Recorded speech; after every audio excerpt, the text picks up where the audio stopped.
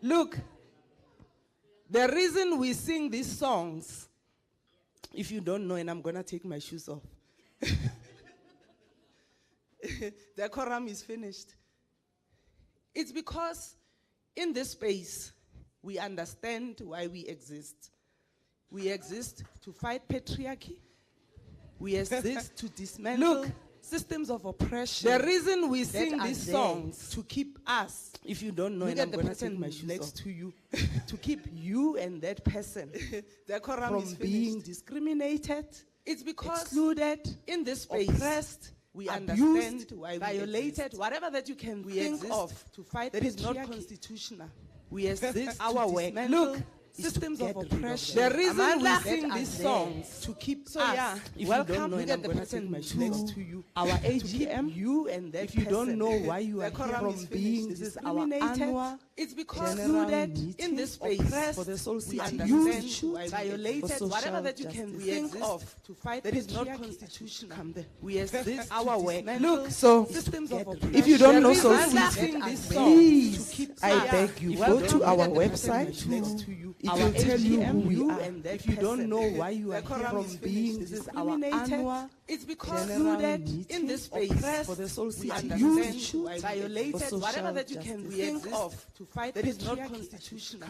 We exist our way. Look, so if you don't know soul city, please, I beg you, go to our website.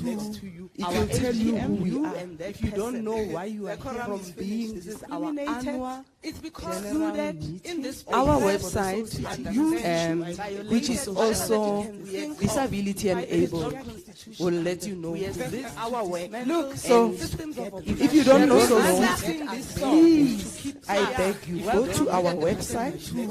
It will tell you who we are. And if you don't know why you are here from being discriminated, it's because included in this our website, so we follow which is also usability enabled, will let you know our way. Look, so if you don't know so please, I beg you, go to our website. It will tell you who we are. And if you don't know why you are here from being discriminated, that moment, it's because included in this our website, so we follow which is also usability enabled, will let you know our way. Look, so if you don't know so please, I beg you, go to our website. It will tell you who we are. And if you don't know why you are here from being discriminated, that moment, it's because included in this our website, so we follow which is also usability enabled, will let you know our way. Look, so if you don't know so please, I beg you, go to our website. So I will tell you, like I said, if you don't know why is the annual general meeting, our website, so we follow which is also usability enabled, will let you know our way. Look, so if you don't know so please, I beg you, go to our website. So I will tell you, like I said, in this annual report that we are going to unpack for you, we are just highlighting some of the successes we've had in the year. And as the CEO of this organization, for how many years now? Rebecca, how many years? 4 years. You see, I don't even know. I have not been keeping track. I think the last 4 years have been a learning curve, not only for me, but for the organization itself. I started my tenure with COVID. You know, I had to babysit COVID and make sure that it doesn't break the back of the organization. And we're still navigating that space because we cannot say COVID is no longer here, right? And we cannot say the effects of COVID are no longer being felt. A lot of organizations had to adjust, and we also had to relook at how we do business. And I'm pleased to say, so far, so good. We are doing well, and I hope that everyone who supports our work, be it a funder, be it the young women in the communities, the different government departments that enable us to do our work, you will continue being there with us, being there for us, and collaborating with us, because I think where we are right now, competition is no longer the thing. Collaboration is the thing, right? So we don't see competitors when we look at other organizations. So Jane, when we look at Black Women Caucus, we see a collaborator, not competitor. When we look at IPAS, Matogo, we're not seeing our competition. We see our partner, our co-creator. Organizations Love Life, we see the co-creation that we can make to make lives of Black young women better. MBT lifestyle, where you are is where we are. That Black young women in Mamelodi matters to us as much as they matter to you. So it's important that we understand the framing of our feminist values as an organization, because collaboration is big for us, partnering is also big for us. But we also hold ourselves accountable to ensuring that the resources that we receive from different donors are used in a manner that is responsible. They don't give us money to go, do workshops with young people and we go and buy Mercedes-Benz for the CEO. That's not who we are, right? That is why we are here, to give you that report. When the CFO comes and unpacks our financial standing, he will tell you, we received 5 rands, we spend it on this, because we are accountable. And we don't mind being scrutinized and checked for all the things that we say we do. So that, in a way, summarizes what our theme has been, because every year we set a theme for the organization. And the financial year that we are reviewing now, we put a theme that says we are deliberate and unapologetic about our feminist agenda. We are not going around apologizing for being overtly feminist. We step on many toes. Some don't like us, because once you say feminist, you smell bad to other people. It's like there's an order that you give out that people don't like, But we are unapologetic about it, and we are very deliberate in pushing this agenda of a feminist society. We are committed, and we show that commitment in how we run the organization, but also in the work that we do out there in the communities. And we call on anyone who is not yet feminist to join the movement. We can come in and educate you on what that would look like. So we have this program that every time you talk about soul buddies, you hear someone says, oh, I used to be a soul buddy. In fact, where were we last week? Somewhere. And somebody was saying, in fact, oh yeah, we were at Eastern Cape doing an onboarding, right, for CBOs. And one of the executive directors of the CBOs we were onboarding said, oh, by the way, I used to be a soul buddy. And that warms my heart, because it speaks of the legacy of this program. It started in 2002. It's 2024. We still have that program. It's still going strong.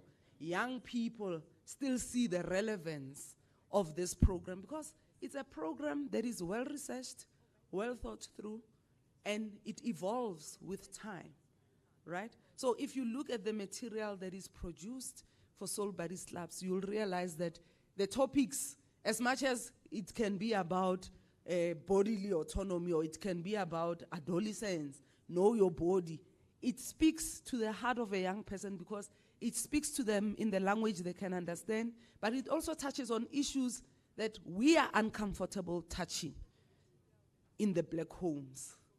So there's a platform we've created with these clubs where young people as young as 8, 9, 10 can ask difficult questions to each other, but also to their facilitators. And also, let me put it on record, we don't teach children how to have sex. Because the minute you say we are doing comprehensive sexuality education, people say CSE equals to teaching children how to have sex.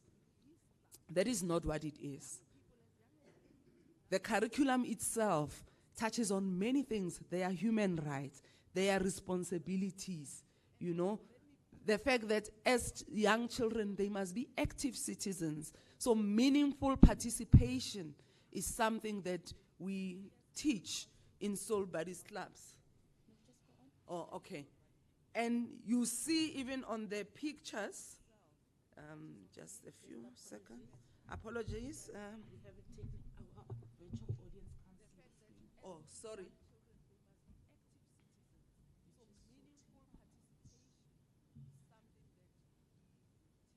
You see, technology is an enabler, but also it's a barrier.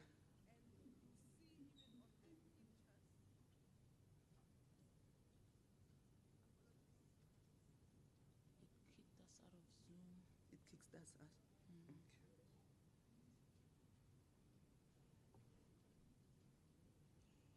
Umfundisi bamlinda ngengoma. Ngelethe enguleng. Lesang magwala acheche. Acheche le moraho. Ay alena energy ya go pele. Lesang magwala acheche. Acheche le moraho. Ho ya rona, ho ya rona, ho ya rona, ho ya rona, ho ya rona, ho ya rona. Iring magwala acheche.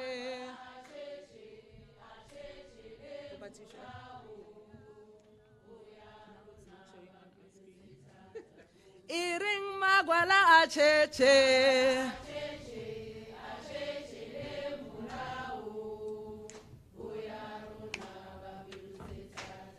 Ho ya rona, ho ya rona, ho ya rona.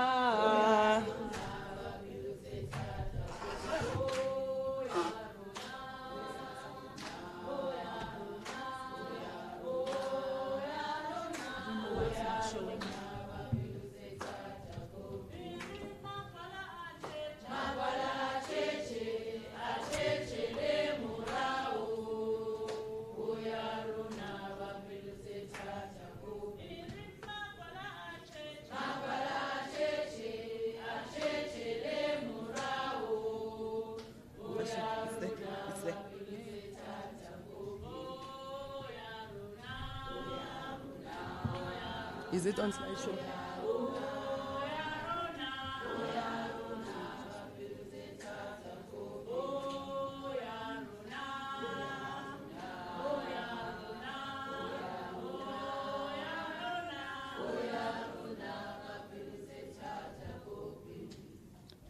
Liskaba magwala. Arohloke magwala. We have enough magwalas because if people nese magwala, some of these things so stand in the gap and raise your hand and be counted among those who.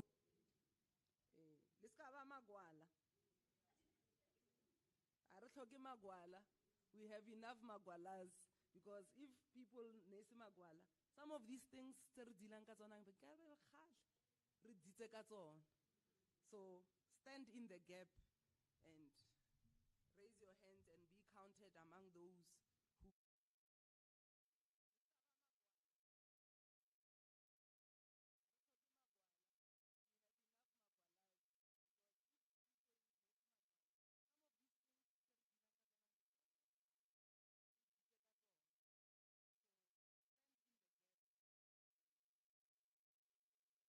So we need to be careful when we listen to the noise out there to sift through and check what is it that is being said. Come and ask if you are not sure.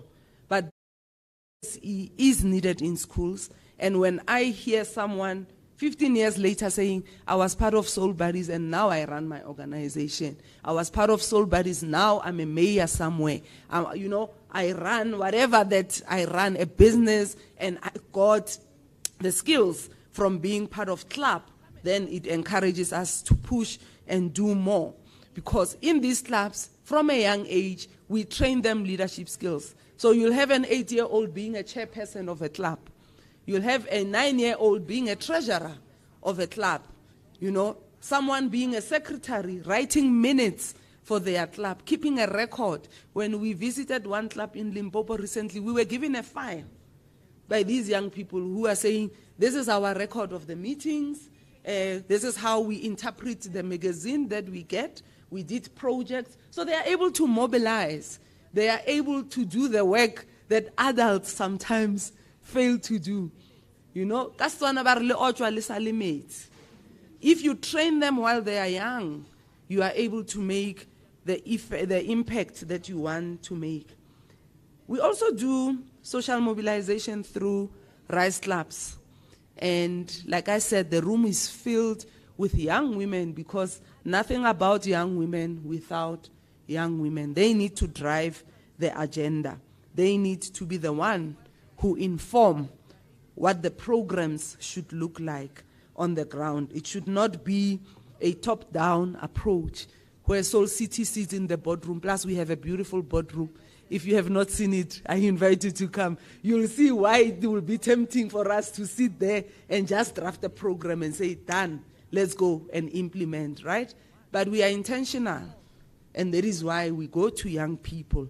We engage with them. They give us the information that is needed to inform how the program should be done. So in terms of our programmatic successes, and mobilization being one of them, we support the National Department of Health in its strategy of reducing illnesses, HIV, teenage pregnancy, STIs, and all that. And in this period, we've mobilized close to 5,900 young people through different health calendar events. And, we've distributed condoms. We've done the education on sexual reproductive health and rights. And that is also done through different media platforms. So we are big on social media. I'm sure you follow us. If not, please go to our Facebook and follow us there. You will find it. It's Soul City Institute. We are on Instagram. We are also on X. So the content that we give in clubs doesn't only end in the clubs. We take it and put it also on different media platforms. And there in the picture is one of our social mobilizers who's in Limpopo. Yes. Program officers, Mr. Ndima, who's based in Limpopo. We don't go and speak on behalf of implementers. When they are on the ground, it's their project. Opportunities to talk about it in different media platforms is given to them. Go and talk about the work that you do. And, we see the impact also in terms of their own growth.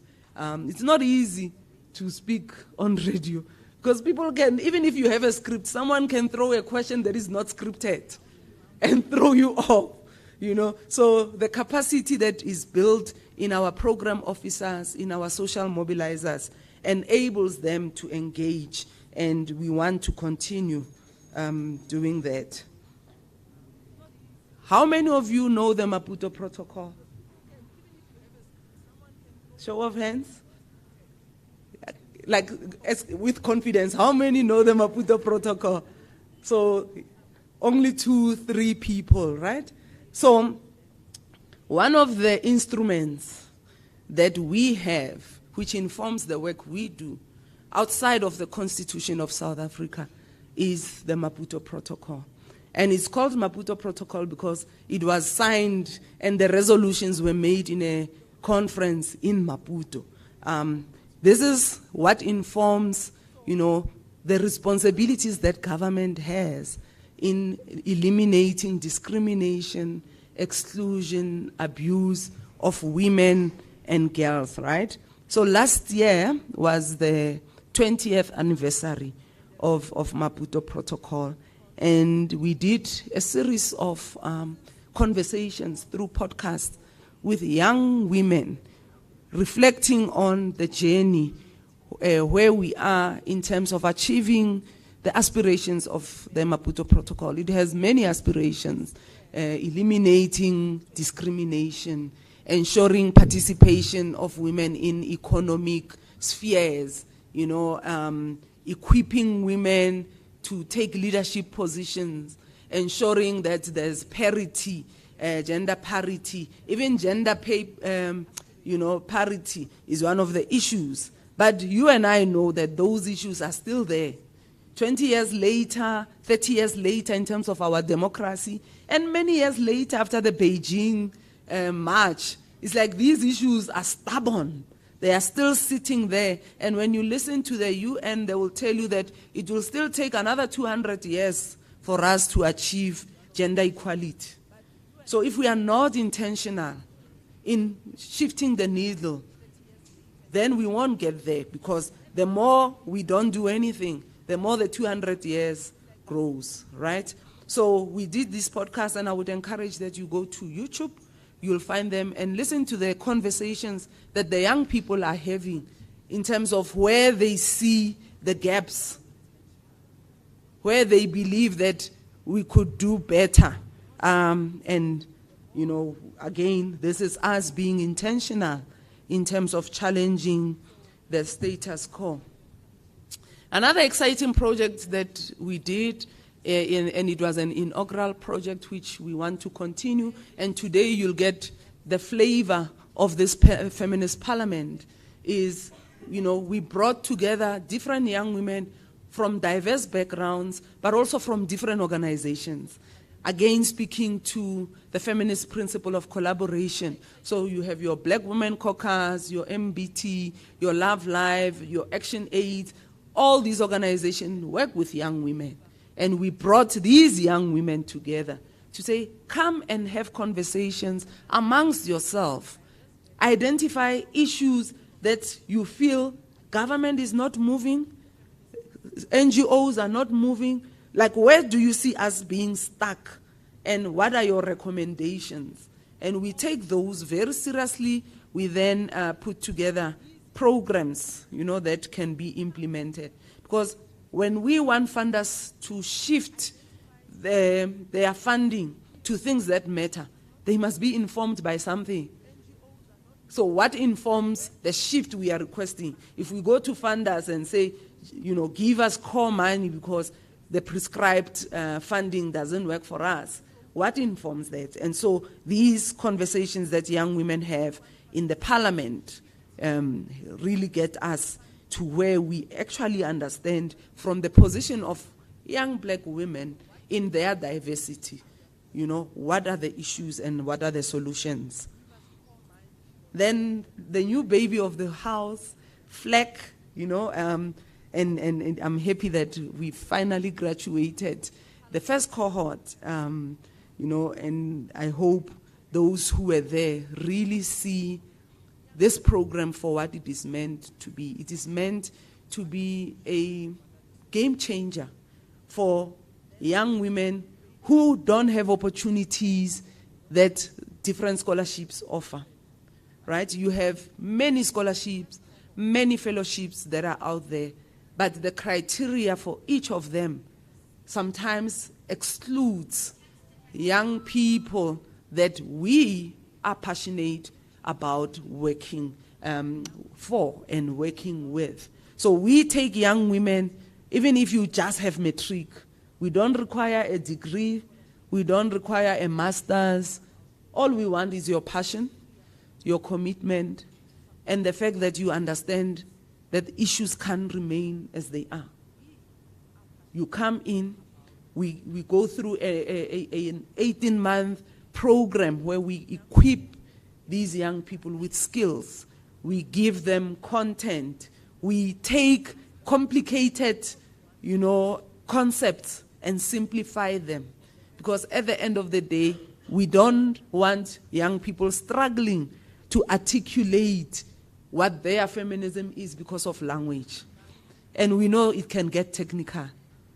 And we get lost in the technicality of the language, you know. And so with FLAG, we simplify it and we make sure young people understand that being feminist does not equate to hating men, but it equates to you wanting a better life and seeing that we all need to exist equally, men and women alike, with no one being given preference just because, you know, there's a dingly somewhere. I'm going to leave it there. Yeah. You know,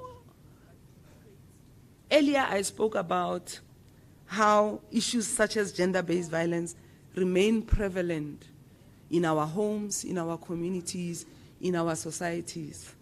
And the violence is so entrenched and so normalized that we've seen, even on social media, how people can just sit there, take a video while a man is beating up a woman or a woman is beating up a man. And we reduce it to entertainment. We want to be the first one who posted that video. You know, how people act with so much impunity. Last week, we were asked as Soul City to comment on the serial rapist case in Mpumalanga. How that man could, for 10 years, rape 90 women and you know, not feel anything and blame it on mental health. Like weaponizing mental health so much that we must now feel sorry for him because I'm going to kill myself as he threatened. And now we must concentrate on, no, please, don't kill yourself. I don't know. Like, we really need to be intentional about the things that we want to shift. So you have this report in front of you. So I'm not going to read numbers. I'm just narrating to you why this work that we do is done in the way that it is done.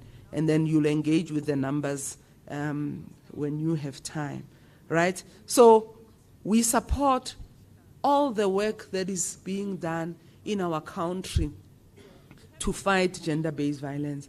And one of the ways we support this work is to partner or to be a service provider or to, you know, provide capacity to CBOs, and we are enabled by the GBV Response Fund to do such work in communities like KwaZulu-Natal and the Northwest, you know. And we did so last year as one of the intermediaries that were appointed by the fund to work with 25 CBOs. And these were CBOs that were emerging. Some didn't even have registration. Some didn't have, you know, boards that were functional. And we had to come in and build that capacity.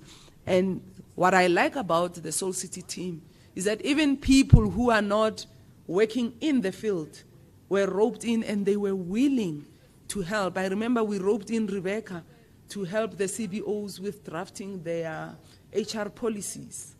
You know, we roped in Daisy, who's the company secretary, to help them with doing their CIPC documents. So all hands within Soul City were on deck to capacitate CBOs because we want to enable them to be able to get funds. You know, the funding landscape still requires that you are registered, that you have an annual report, that you have a functioning board. You have all these things, which might look simple, but a lot of organizations struggle to put those things in place. Even putting a simple reporting system in place is a struggle. And we were there, and we are still there as Soul City to support the building of this capacity that is required. So the work that we did in that period really was phenomenal. You can see that, you know, some of these community organizations were empowered enough to be able to go beyond the funding they were receiving from us as an intermediary to go and look for more funding on their own and look at how much they were able to raise with the capacity that they were given.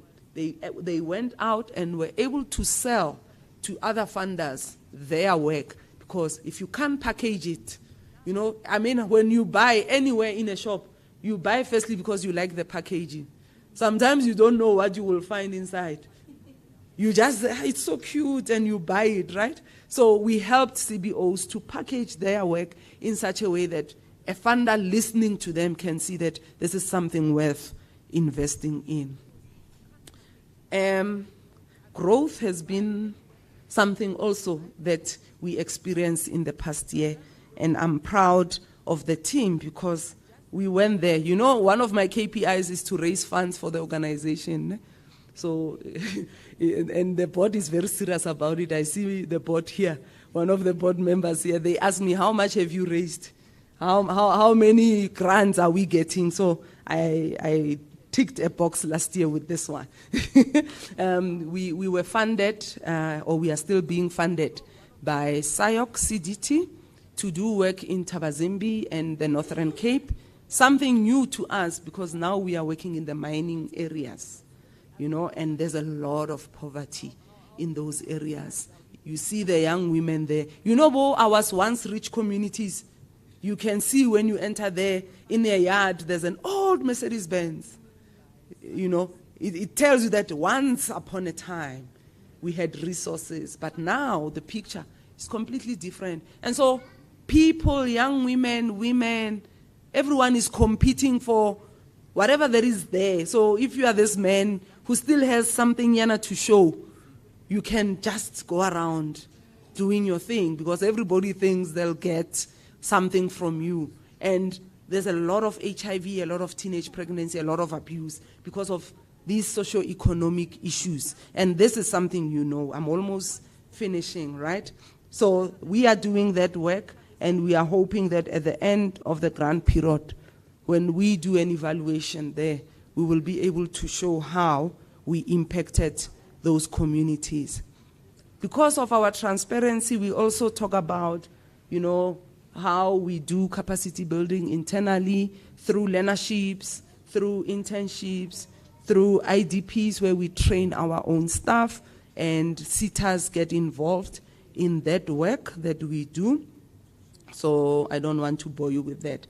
This is us, and I hope as you listen to the finance report and as you listen also to the engagement that young people would have, you will understand why we still need to call for funding that is feminist, because we need funding that will align to the needs on the ground. Thank you, colleagues.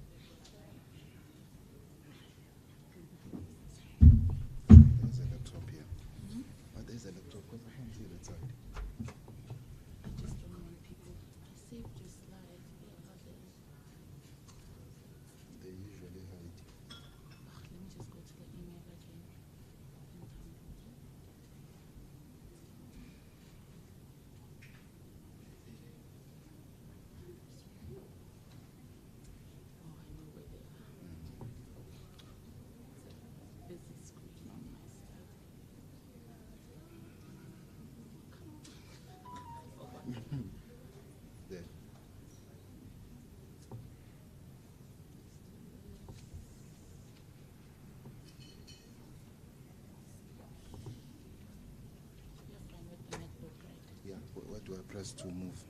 There, okay, that's fine. Yeah, good.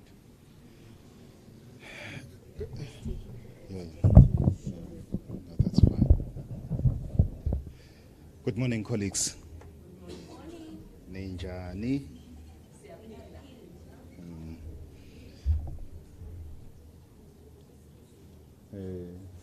While we're waiting for the slide, let me take this opportunity to greet you all, colleagues, and thank you very much for taking time to listen to our feedback on the work of the organization in the...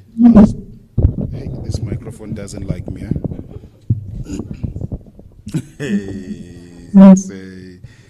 Yes. It's recognized that there's a man here. Yeah. So, thank you very much, colleagues. And I would like to greet all of you, our key stakeholders, those who are in the room, those who are joining us online, program director, our board members, and thank you so much. I see one of our board members has graced us with her presence, and those who are joining online, probably there are some board members, I don't know, but all protocol observed. And I really appreciate to see some few men supporting their sisters, supporting their mothers. You know, it shows that you are not alone in the struggle. And there are people who are seeing what's happening out there, and they are willing to be a source of change, so that many of us, we can also learn from them and change our behavior. Colleagues, the CEO gave us a very good feedback on what the organization has done in the last 12 months. My job is a very simple one, to tell you how much have we spent on everything that she has told us as an organization. And I think it's very important that we account to you. This organization doesn't have shareholders. So you are our shareholders, you are our stakeholders, the beneficiaries, the communities. You are the people that we wake up every single day and think about you and say, how can we serve you better? What can we do to change your lives? So that's what we live for. I mean, this morning I was in Sentin Convention Center, and I was speaking to one of the group CFOs of big organization. When he was asking me to explain what does Salt City does, and I was very privileged to indicate that what many organizations call CSI, Corporate Social Initiative, that's what our mandate. We are blessed to do what organizations feel that it's part of their business. With us, it's what we live, and we want to do, and we want to see people's life change every single day. So the organization, Salt City, we've just concluded a very successful year, which began in 1st of March 2023, and it ended on 29 February 2024 in this current financial year. As you will understand that the NGO landscape is becoming more difficult by the year, in particularly in raising resources. In fact, since the pandemic, we found that there's been a shift in the global funding around the world. And more people are focusing on humanitarian, they are focusing on conservation, they are focusing on many other things, which then reduces funding that is available for what we do, and especially in feminism world. So, but the organization have actually managed to navigate through difficult economic time. I mean, one of the things that we actually check is how companies are doing successfully in order to set aside certain resources for community development as well as social impact. We are pleased that as an organization we're able to raise just about 43 million in grant funding, you know, in order to be able to deliver most of our projects. I mean, if you look at that particular amount, it's 15% higher than what we would have raised in the previous financial year. And I think we are very grateful for many stakeholders, for many philanthropies and many organizations. So I just want to share with you, not in details. So in financial overview, you've got three components of the result. One is what we call statement of financial position. Those who have done accounting at school, they know it as a balance sheet. And the second one is what we call statement of financial performance, what is traditionally known as income statement. And lastly, we'll take you through our cash resources, how they flow in the organization, and how they've been utilized. In this particular slide, I'm just going to show you two key things, is that our assets have grown. If you look at the previous financial year, from 40 million to about 43. The largest part of our asset is really cash resources, as you will see that our bank balance, or if I may call all our resources, have actually moved from 35.4 million to about 38.6 million. And we're very grateful, because the more resources we have, it talks about how much programs we can actually be able to implement, and how we can impact the lives of people, and how many programs we can implement in various communities. So we're very pleased with that. The second aspect which I would like to share with you is towards the end of what we call liabilities, and you will see there's something called deferred income. So we are very prudent in how we manage the resources of the organization or of the donors or the funders. We park that money and we make sure that as we implement program, then we reduce the balance, because we believe that we own the fund, we owe the funders that money up until we've done what they've actually indicated to us. So our plan is to make sure that that money or that balance of deferred income, it reduces every single year, because then it talks about the capacity for us to be able to deliver on the programs. This is what we call income statement. As you can see, this is the 43 million that I was talking about. It's 42.8. It's up from 37 million, which we have received from the funders. So you can see that the funders are having more confidence in our organization every year. As you can see that the resources are increasing. We're also pleased that in terms of program expenses, we've been able to spend about 37.4 million, which is up from 32 million in the previous year. So you can see that we've built more capacity this year to deliver on the program. We don't want to return the money that we've received. So we try by all means to make sure that we spend as much as we can, but according to the protocols that we've been given by donors. The organization itself, it spent about 17 million, which is almost exactly the same what we spent. So we try to keep our expenses as much as possible. I mean, we've moved to smaller offices. We've been implementing some cost saving within the organization. We try to keep a minimum staff as what we can, and that's why we see that operational expenses have not grown in the organization, while the program expenses have grown. So we are trying to do more for less, and that's the motto of our organization. There's a little bit of income that we've been able to generate outside the donor space, and that's made up of two components. You will see there's an amount of about 14.2 million. It's made up of two components. One is the dividend investment that we have received from the investment that the Soul City make. It's a long story, but there's a various investment that we are trying to make in order to make sure that the organization does not solely rely on donor funding. And also the money that will have been sitting in various bank accounts, we've been able to make about 2.2 million in interest, and that make up that amount.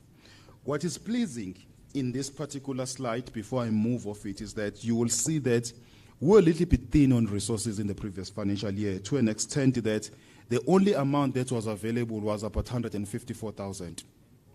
That was. So we are almost close being on a deficit side, which is an area that you don't want. A deficit is where you have more expenses than the income that you have. If you're looking in the current financial year, we're left with about 1.6 million. And that's why you see later in the numbers, it says, you know, we've actually been able to grow that about 900%. So we're very happy with that. Cash flow, very quickly, again, you will see that we've received, as I've indicated, about 44 million in cash resources. We've been able to pay 54. It gives you a negative amount of 10.5, but it's also supplemented by the dividend that I've talked about, which is 12 million. So as a result, we have a positive next generation of cash within the organization, and we're very happy with that. We've been able to buy some few assets, as you can see, about 731, which is higher than the previous year, which was about 327. As a result, we have generated more cash this year, about 3.2 million, as opposed to 736,000, which was in the previous year. So we're very happy with the direction in which the organization is going financially, and that's what will. So moving towards the ratios, as you can see, I've already spoken about that. The 15% more income that we've made in the year under review as opposed to the previous financial year. Also, you will notice that the dividend income that I've spoken about, it comprises now 21% of our income. And that's a space that we want to grow. And the reason why it's so important is because donors, when they give you money, they usually tell you what you need to do. But also as an organization, we see gap in certain areas. And we would like to build more money so that we'll be able to do what we believe is more important, and it's a gap in our communities. for those who can follow, our ratios, you can see that our expenditure rate is 1:103. So which means our revenue are higher than the expenditure, and that we want to keep it that way. You'll also see that our revenue has grown about 14%, but our expenditure has grown by 9%. We want to keep it that way because you don't want a situation where your expenditure is accelerating more than your revenue. I've already spoken about 967% increase because of the surplus. In terms of cash, our cash has actually grown by 8%, colleagues, and I've also indicated that our assets have actually grown by 10%, as you would have seen. So the organization is very much solid. In terms of the coverage ratio, is 2.14:1, which means that we have sufficient assets to be able to pay our liabilities in case we go into trouble. And if you look at also at the asset test ratio, it's also 2.12:1. If you want to know more about these ratios, please feel free to speak to me after the presentation. I'll be happy to explain all of it in detail. These are our main donors. We have more, but I just want to illustrate that. I mean, as you can see, NDOH, Ford, GBVF, Respond Fund, Global Fund, Nokosa FCA, as well as Beyond Zero and Decorise. And these are the people and the organization that we owe our gratitude to because they keep this organization. And the programs that you have benefited from, the money have flown from these people. And as you can see, I won't actually indicate them in individually how much they spend. So this is how much we have actually spent against those individual grants across those grants that we have received. And I'm happy to explain more. And they were spent in the programs that the CEO was speaking about in the previous presentation. Moving towards a close, I just want to indicate that when all of this has been said and done, then the organization, then we have what we call external auditors who come then and scrutinize whether what we're saying in this financial statement, it matches what happened in the organization. And we're very pleased that our external audit have actually given us a clean bill of health in terms of how we manage its finances, in terms of internal controls, in terms of governance. We've received another yet clean audit, which we are very much pleased as an organization, which means that the donor community, the grantees, the funders, they can have confidence in how we manage the finances within our space. But also you, as people who benefit from our project, you can know that there's no maladministration, there's no corruption, there's no mismanagement. Those are the things that happen very far from us. So colleagues, that's our presentation, and I'm happy to take more call. We have plans to strengthen our internal control. I mean, recently as an organization, we've just appointed an internal audit service provider to make sure that there's even better scrutiny in terms of how we manage our things internally. And I think it can make our organization better and strong. Thank you very much.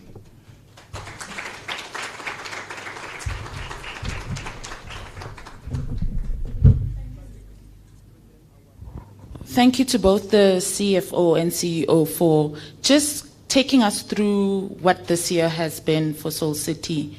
And something we forgot to mention at the beginning is that there's a very special reason we have our AGM in October every year.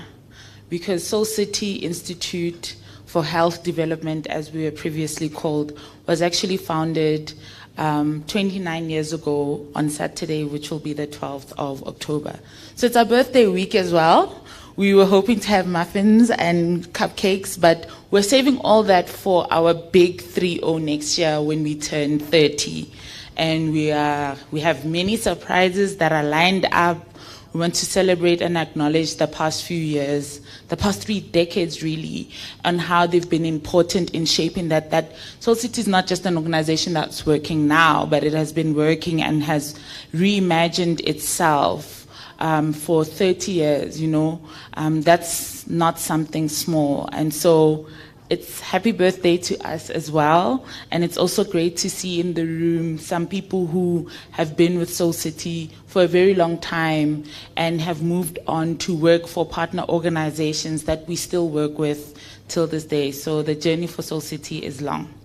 But now, for the most exciting, I think, not that the finances are not exciting, we want to open up to see if there are any questions, comments towards the two presentations that you've seen before we move on to the young people segment. Youth Ndala has spoken, and they've marked the register. Now you want the real youth to show up for us and to have a really important conversation, which we'll get into shortly. So are there any comments? Are there any questions? No pressure to my colleagues at Soul City who want to say a testimonial about the past year and how it has been working towards this and then seeing it culminate in having to account for all the work that we've done. All right. So with that said, I'd like to call up our panelists who are going to join me in a conversation around young women and the GNU. We just went through elections, and really we had a campaign called Why Vote For You during the elections.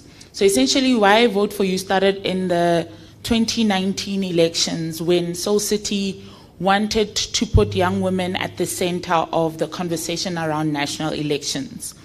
Why should young women, particularly, and other gender minorities vote for certain political parties? It's not necessarily just about putting the political parties on the hot seat, but it's to say, what are the feminist issues that we need to consider when we consider governance? And as our CEO has said, last year when we launched our feminist parliament, one of the key things that we wanted to do is re-engage young women, particularly in policy and policy making and the processes of how policies become that. So last year at our feminist parliament, we were discussing the newly amended learner pregnancy policy by the Department of Basic Education, who's a big partner of ours. But we wanted to scrutinize and say, what are the gaps that exist within this policy? What are young people saying? The same young people that are the ones who are going to school, right? And who may be impacted by this. And also taking into consideration the various issues that even lead to teen pregnancy to begin with. And so what culminated from that conversation is that we need to have young women at the forefront. And I'm trying to thread this golden thread around how all our campaigns, all our advocacy efforts are related. So when the 2024 elections happened, then we saw that it was a moment to go back to the Why Vote For You campaign, to say, this is said to be the most contested elections in the history of democratic South Africa. What does that mean? And we were left with a government of national unity, whatever that means, and I think that's where we are right now. But for us at Soul City, the governance, and particularly leading to the local government elections in 2026, which seems so far, but it actually is just right here around the corner, we already want to have a conversation with young women around what this new government of national unity means for them, but what will it mean also in the context of the local government elections, where most of the service delivery happens, and that's where we know the connections between women's safety and service delivery are also embedded within those communities. So without further ado, I'd like to welcome to join, and I'll introduce them after they've taken their seats, our panelists who are Ayanda Sishi Wigzel, Pimelo Mashweshwe, and now I have forgotten two names, which is very unlike me, but I'll get there. I'll get Reboni Chikwado, as well as Lebogang Mokhagabe. So please, could you please come join me, and don't be shy in joining me here. Can we please give them a round of applause or bring them in song?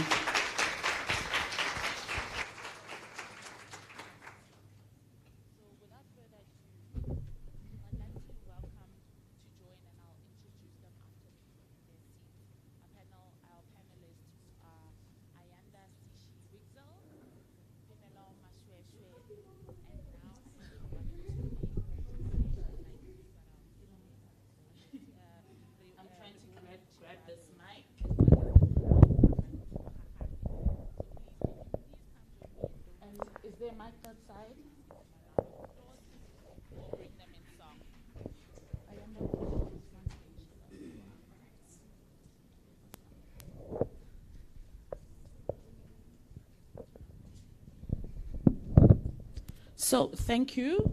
And I'll just introduce the panelists again with a few of, these are all young women. We are all under the age of 35, so we're all young women, myself included. So these incredible young women, we have Rebone Chikwado, who's a dedicated Black Women Caucus member and Black Girls in Caucus coordinator. She implements school-based programs tackling bullying and violence in Sophia Town and surrounding areas. We also have Ayanda Sishi Wigzel, who's a former and recovering journalist, a political and social commentator on various media platforms in South Africa, and she's also the newly appointed communications manager at Equal Education. We have Pimela Mashweshwe, who's sitting right next to me. She's a dedicated advocate for the development and employment of young women and young people, particularly those who are living in peri-urban areas. And she's also a Yali RLCSA graduate with a focus on civic education, and she's committed to fostering positive change within her community, and she's representing MBT in Lifestyle. And I've saved the best for last, and you'll hear why I'm saying this is a very biased opinion. Lebogang Mogagabe is a Soul City social mobilizer. She's dedicated to community empowerment and driving meaningful change. And she has a passion for advocacy where she focuses on creating lasting and positive impact through the work that she does, not only within Soul City, but outside as well. And at Soul City, she says that she plays this pivotal role in mobilizing communities, particularly young women, fostering engagement and advocating for social justice as a whole. And her commitment is to uplift underserved communities that promote equity at the heart of what is at the heart of her mission. So we can hear from the bios of all our speakers and panelists that we are in for a really great treat in terms of the conversation that we're going to have. And as I've already laid down the foundation of really why it was critical for us to have this conversation.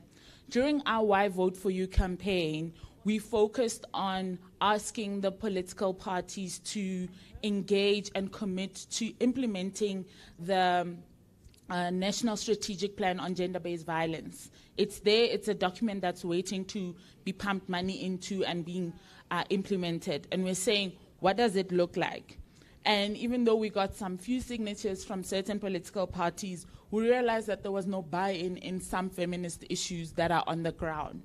And so we want to focus on how young women really view the outcomes of the recent elections and the issues that they want to prioritize in the upcoming local elections of 2026. So I'm going to just start by also opening up with a soft question. We've already talked about this, and I'll start with you, Pimelo, because you have the unfortunate chance of sitting next to me. So it means I'm going to bully you a little bit when it comes to where we start. So let's talk about it. We have this government of national unity. What are our feelings about it? And this is also an non-partisan, not an apolitical, a non-partisan space. So we're not here for any political parties, but we're here to discuss what governance in this way looks like. So if you're wearing a T-shirt under your T-shirt, please keep the other one tucked in. Hi, everyone. Thank you so much for the opportunity. I think, I did my research on the GNU and its results, And as a young person from Mamelodi, I had a really hard time with regards to understanding politics in general without its association with political parties. I had a really hard time with understanding how the GNU speaks to me as a young person from Mamelodi, what it speaks to the state of my community, my access to services, my rights, my freedom, my safety, etc. So I do not have, I don't know, I'm really confused. And this is to say that it's to show that young people do need more meaningful education on politics You know, we do not have enough information about politics besides the discourse that we see, and that is really unfortunate. So that is how I feel towards the GNU results, and yes, thank you. Sounds like quite a mixed feelings. Lebogang, I'll come to you on that side. What are your general feelings regarding the election outcomes? And also, you can even touch on the leading up to the elections and whether or not we felt young women were prioritized in these issues. Don't be.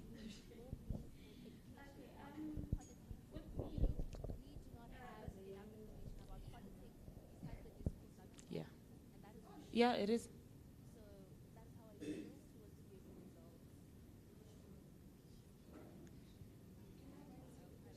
Yeah.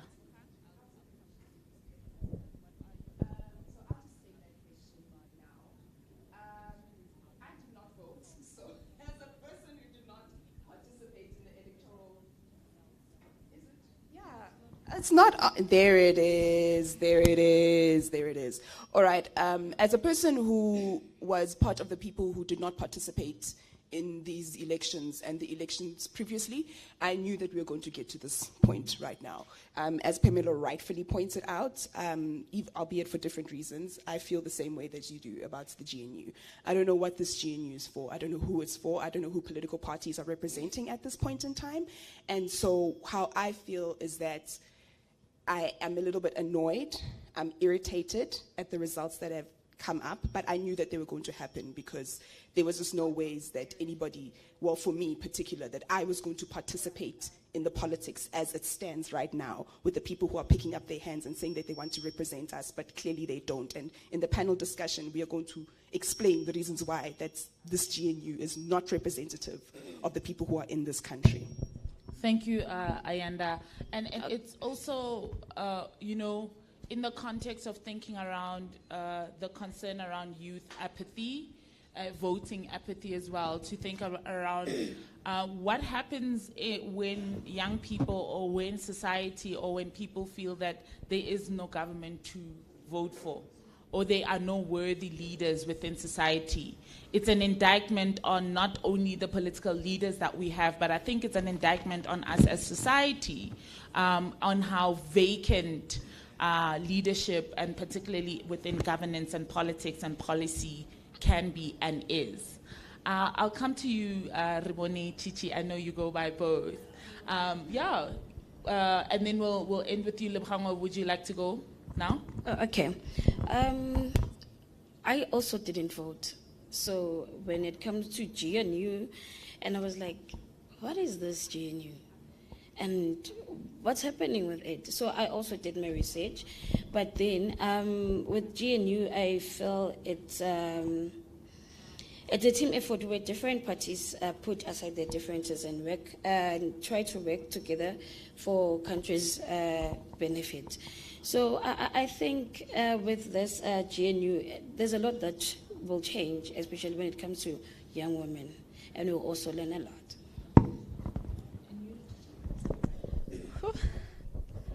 Good morning, everybody. I'm a bit nervous, but I think as we go along, I'll be fine. So firstly, I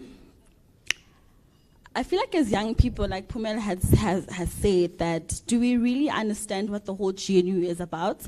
I don't think, this morning I was going through the IEC demographics and I was looking at the amount of young people that have voted at the last national elections. And I was like, side eye. Huge side eye, But for me personally, I'm looking forward to the GNU. This is our first GNU. And I think at this point, it's just like, political parties aside, we're not, there's no ruling party. It is just a combination of different parties running for one agenda, which is to create an equal South Africa, where citizens have access to the most basic necessities. So, I'm really excited, honestly. From a personal level, I'm really excited, and I'm looking forward to what this GNU will do for us as the youth and as young women. Thank you so much. So we have this different perspectives as we see them, and we did not decide to sit according to who voted and who didn't. We didn't designate that as the side. And I'm assuming you, Chichi, and Pimelo voted, and I voted. So there's no segregation that is happening here.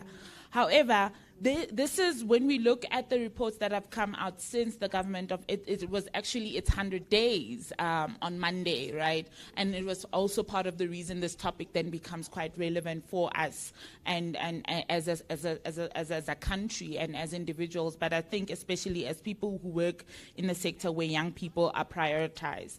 When we're looking at the statistics, as Chichi has already alluded to, that there was not a lot of youth voter turnout. And we know that there were other structural issues that were involved in disenabling or making it harder for young people when we think through the reports we're seeing of Wits University and the lines that were not ending until like 9 p.m. and the early hours of the morning. And so there were things that happened that were not necessarily fruitful or enabled the ability for young people to be encouraged to voting in one particular way. But let's talk about then when we think about election results, they're out now. What are the opportunities within this GNU government or within the advocacy side of it? Because we are not necessarily part of government, but as we saw through the CEO's report, organizations such as Soul City, many of our organizations as well, partner with government to enable us to do the work that we do, to enable that. So I wanted to know, what are some of the obstacles that, or rather opportunities that we think the GNU can really enhance young women's participation and leadership when it comes to this new rollout of a government of national unity. And Ayanda, you can go first, and then I'll stop volunteering people and wait for people to volunteer. All right. I think that in this GNU there was a missed opportunity. I look at the gender parity, so there are about 77 ministers, and out of those 77 leaders, only about 22 are women. And when you look at the composition of the GNU, yes, there are women who are leading, but let's be honest, deputizing of women in politics is a serious, serious problem. And it's something that is not only seen, it's something that is seen across political parties. If you look at the composition of leaderships in terms of committees, it's men who are leading and women are what? They're deputizing. And what it tells me is that men are still ruling.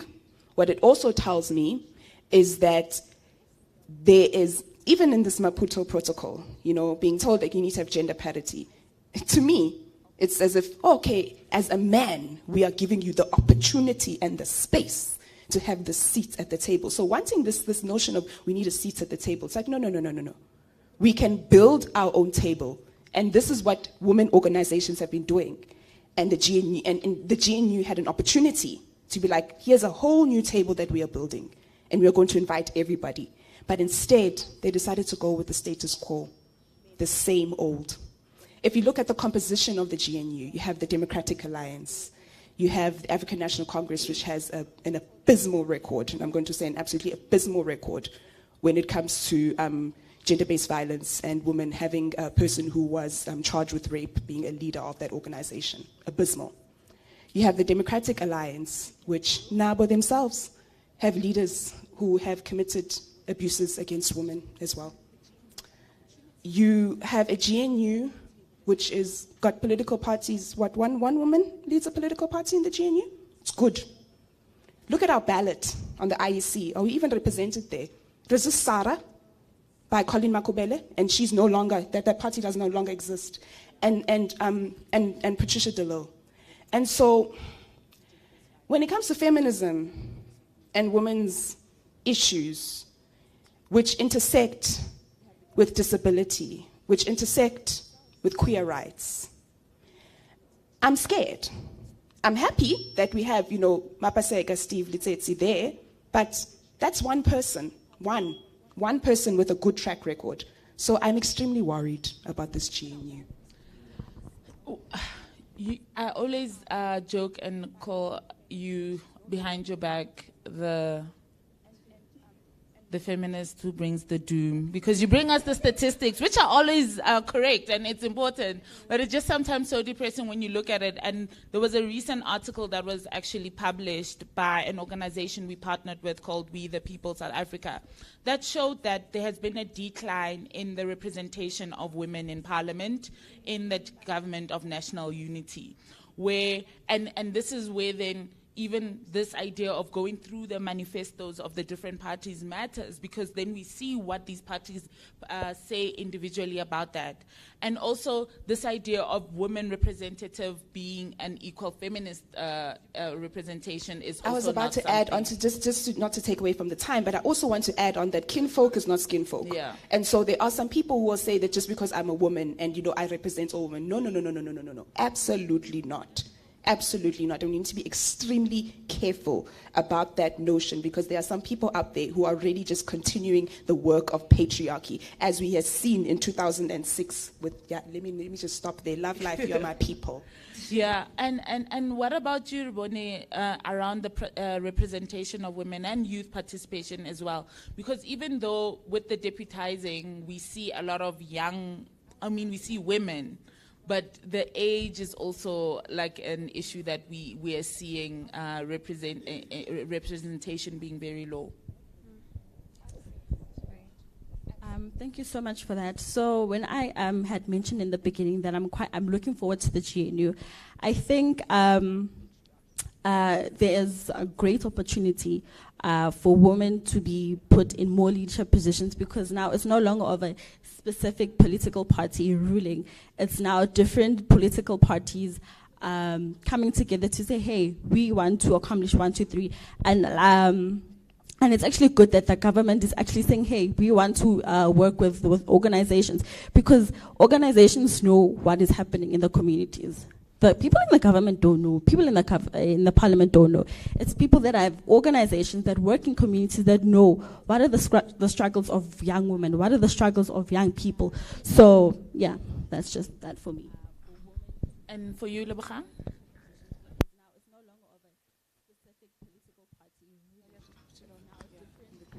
Okay, with me, young women could benefit from expanded opportunities to engage in political leadership, advocacy, and activism only if we are given an opportunity. And also, if we are given an opportunity, we will be able to address issues like GBV, and if there's long-term empowerment in GNU, it may be temporary, but it could have long-term lasting impact on young women by promoting women's rights, leadership, and economic empowerment. So, and I love the thread that you're on. You are saying that there's potential, and there are possibilities that need to be realized. But as Fina was saying earlier on, nothing without us, because I'm also a young woman, nothing for us without us, right? And that is something that is key to thinking around this youth participation as well. And Pamela, as you round up this part, like the first part of our discussion around GNU, and now we think forward to 2026, which seems like a long time to come. But if we don't start organizing now, particularly enabling and amplifying the voices of young women now, and ensuring that they are ready, they are equipped, they are empowered with the right language, with the understanding of whether it's fiscal, like budget, public budgeting, monitoring of health and public services in their communities, we find ourselves in a mess. With regards to women's representation in political spaces, I don't think that women are necessarily given opportunities to be in spaces of authority, highlighting the word given, because a lot of times we have to fight to prove that, look, we are belonging, we are capable of leading. We need to eliminate harmful patriarchal attitudes. I saw with regards to what you said about the ministers' elections and under the women's pictures, there were people that were saying, oh no, what kind of world is this being led by a woman? You know, I hate how society has subjected women's ability to feel deeply as that being simultaneously unequal to the ability to lead. You know,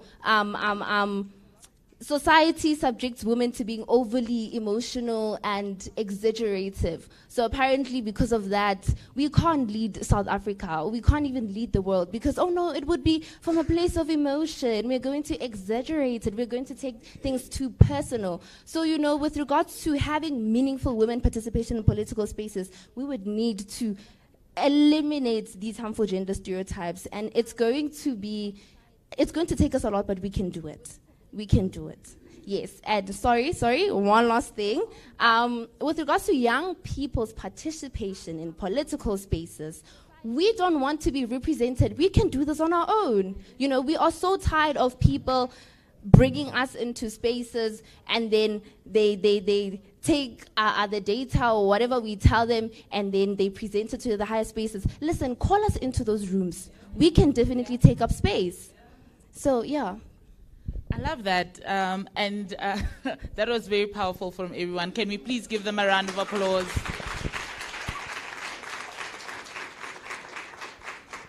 And this is why dismantling patriarchy is not just about representation. You can have 50-50, but when the ethos of how these things are done, it's not just a tick box exercise. The feminist principles, the dismantling of patriarchal views, and the ways in which women are taken or perceived by society also really matter. But I would like to just start so that there are many young people in the room as well. So we want to open up to comments from the older youth and Dala, but as well as the legitimate youth as per the government policies of South Africa, to also really interact. So it's not just like it's an interactive session and not just a one-way session where we are just speaking here. And one of the things that we, when we were thinking around why it's so important to talk about local government elections, we remembered as Soul City that we used to have a program called Raising Voices, which was like the baby of Rise Clubs, essentially, and really focused on ensuring that young women are able to participate meaningfully in decision makings in their own communities. And it was really about them being empowered and enabled to speak to their local councillors, be able to hold their municipalities accountable. Because when you think about it now, and I think sometimes we think these issues are so, they're not linked. The safety of women is integral, or the service delivery is integral in the safety of women. So if there's research has shown us that if there's no water in communities and women have to go to communal water taps, that gender-based violence is likely to happen as they go there. Or another instance, when the street lights are not working, the streets where street lights are not working and certain things like there are potholes in the streets or there are ditches, that there are more high rates of women being unsafe in those places, and that gender-based violence is more likely to happen, or attacks, rapes, and sexual violence because the street lights are not working. So we cannot extricate service delivery from the safety of women, or the success of women even, and the enablement of society and the environment, the built environment as it is, in ensuring that women live in a safe environment and in safe communities that enable them to prosper and self-actualize and sustain their lives and thrive. So, and I'll start here again. I'm sorry, Pimelo, you chose the wrong seat. When we think about local government elections, 2026 is coming. What are your rapid fire issues that you, as a young woman, think they need to be taken into consideration in 2026 and that we need to start doing the work now for? I think I would say service delivery, as you said. So I'm a sexual and reproductive health and rights activist. So my roles at MBT in Lifestyle revolve around ensuring that young people have inclusive and quality access to SRHR services that they need at the time they need them. So we had a 6-month initiative, I hope I'm allowed to mention, with Mama Toho, iPass, and I was a participant of a thing called the Secret Shopper. So what we would do is go into these different facilities to try access SRHR services, you know. I would like to highlight the fact that that wasn't necessarily to kind of see or keep in check of the bad that health workers could possibly do, but to see of how easy is it for young people to be able to get these services. And I am telling you that we went to some of the facilities, some of them had run out of contraceptive stocks. I don't know how. So what happens now as a young person when I'm in need of a certain service and I can't access it? So I would like to sort of like repeat what you said, but in a different way, and to highlight on service delivery. I feel like if they really focus on ensuring that young people have access to the services that they need at the time they need them, then that would also be able to increase young people's participation in these kind of things. Because I had a conversation with a friend, and I was asking her actually, why did you not participate in the elections, or how do you feel about politics? And she said, you know, I don't know. You know, it's giving discourative, it's giving lies, it's giving unnecessary. So now, yeah, I won't finish. It's not giving. It's not giving.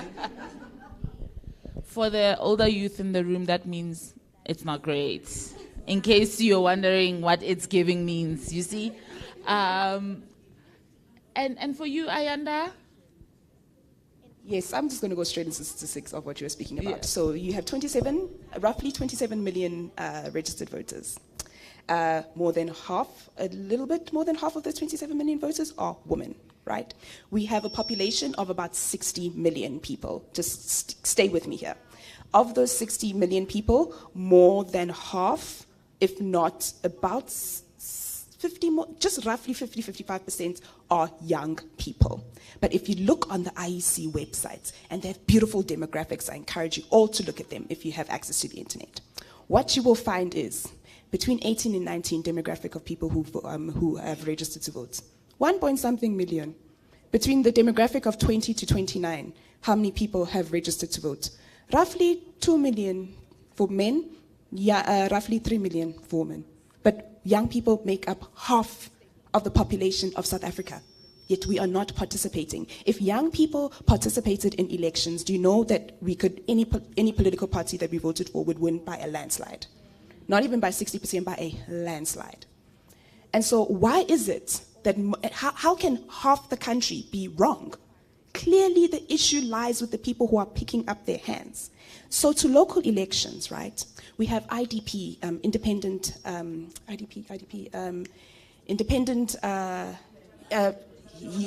development plans. Yes, independent development plans. You see with these acronyms that stick to your head. We have independent, development plans. We have the national policy plan, right? How do we bring these plans to the people who they are actually meant for? Because these plans are made in Parliament. These plans are made in Pretoria. We had an equal education protest 2 weeks ago. The Department of Basic Education couldn't even face their own constituency, young children, standing in front of them. Instead, we were met with nothing but just attitudes from the spokesperson.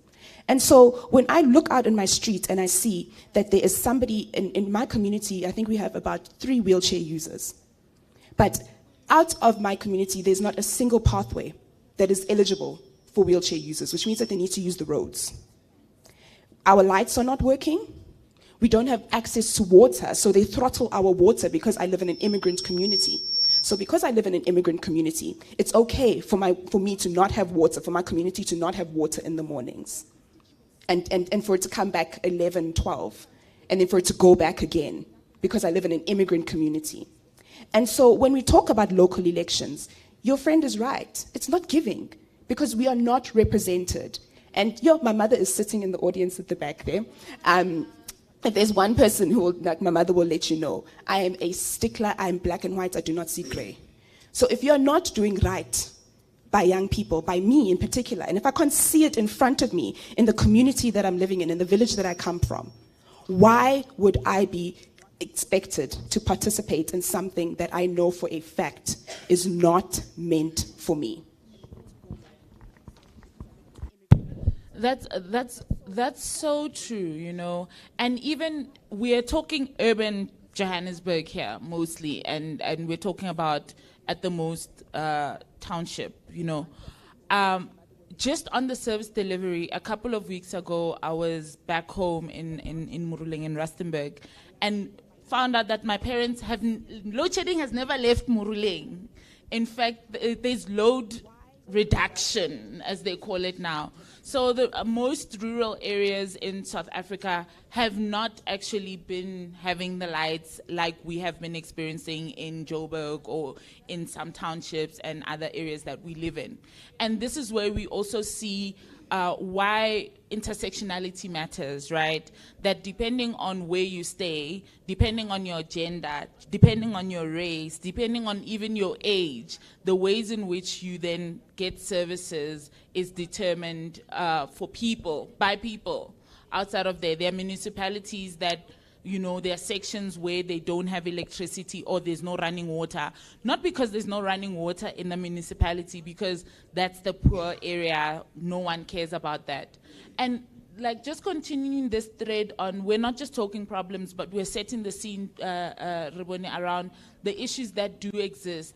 What do you think going into local government elections, what is for you resonating? And especially when you even give in context. I like the fact that Pimelo gave an example of the work that MBT Lifestyle is doing. Ayanda gave an example of what equal education is. As also we're interested in the work that Black Women Caucus does. How can you situate this local government elections, advocating for young voices and youth voices through that? Thank you so much for that again. So I think with any type of election, it should be a good opportunity for the people in these positions to work with community members. So we actually have a campaign within Black Girls in Caucus, which is our hashtag Make My School Safe, where it is a school safety program.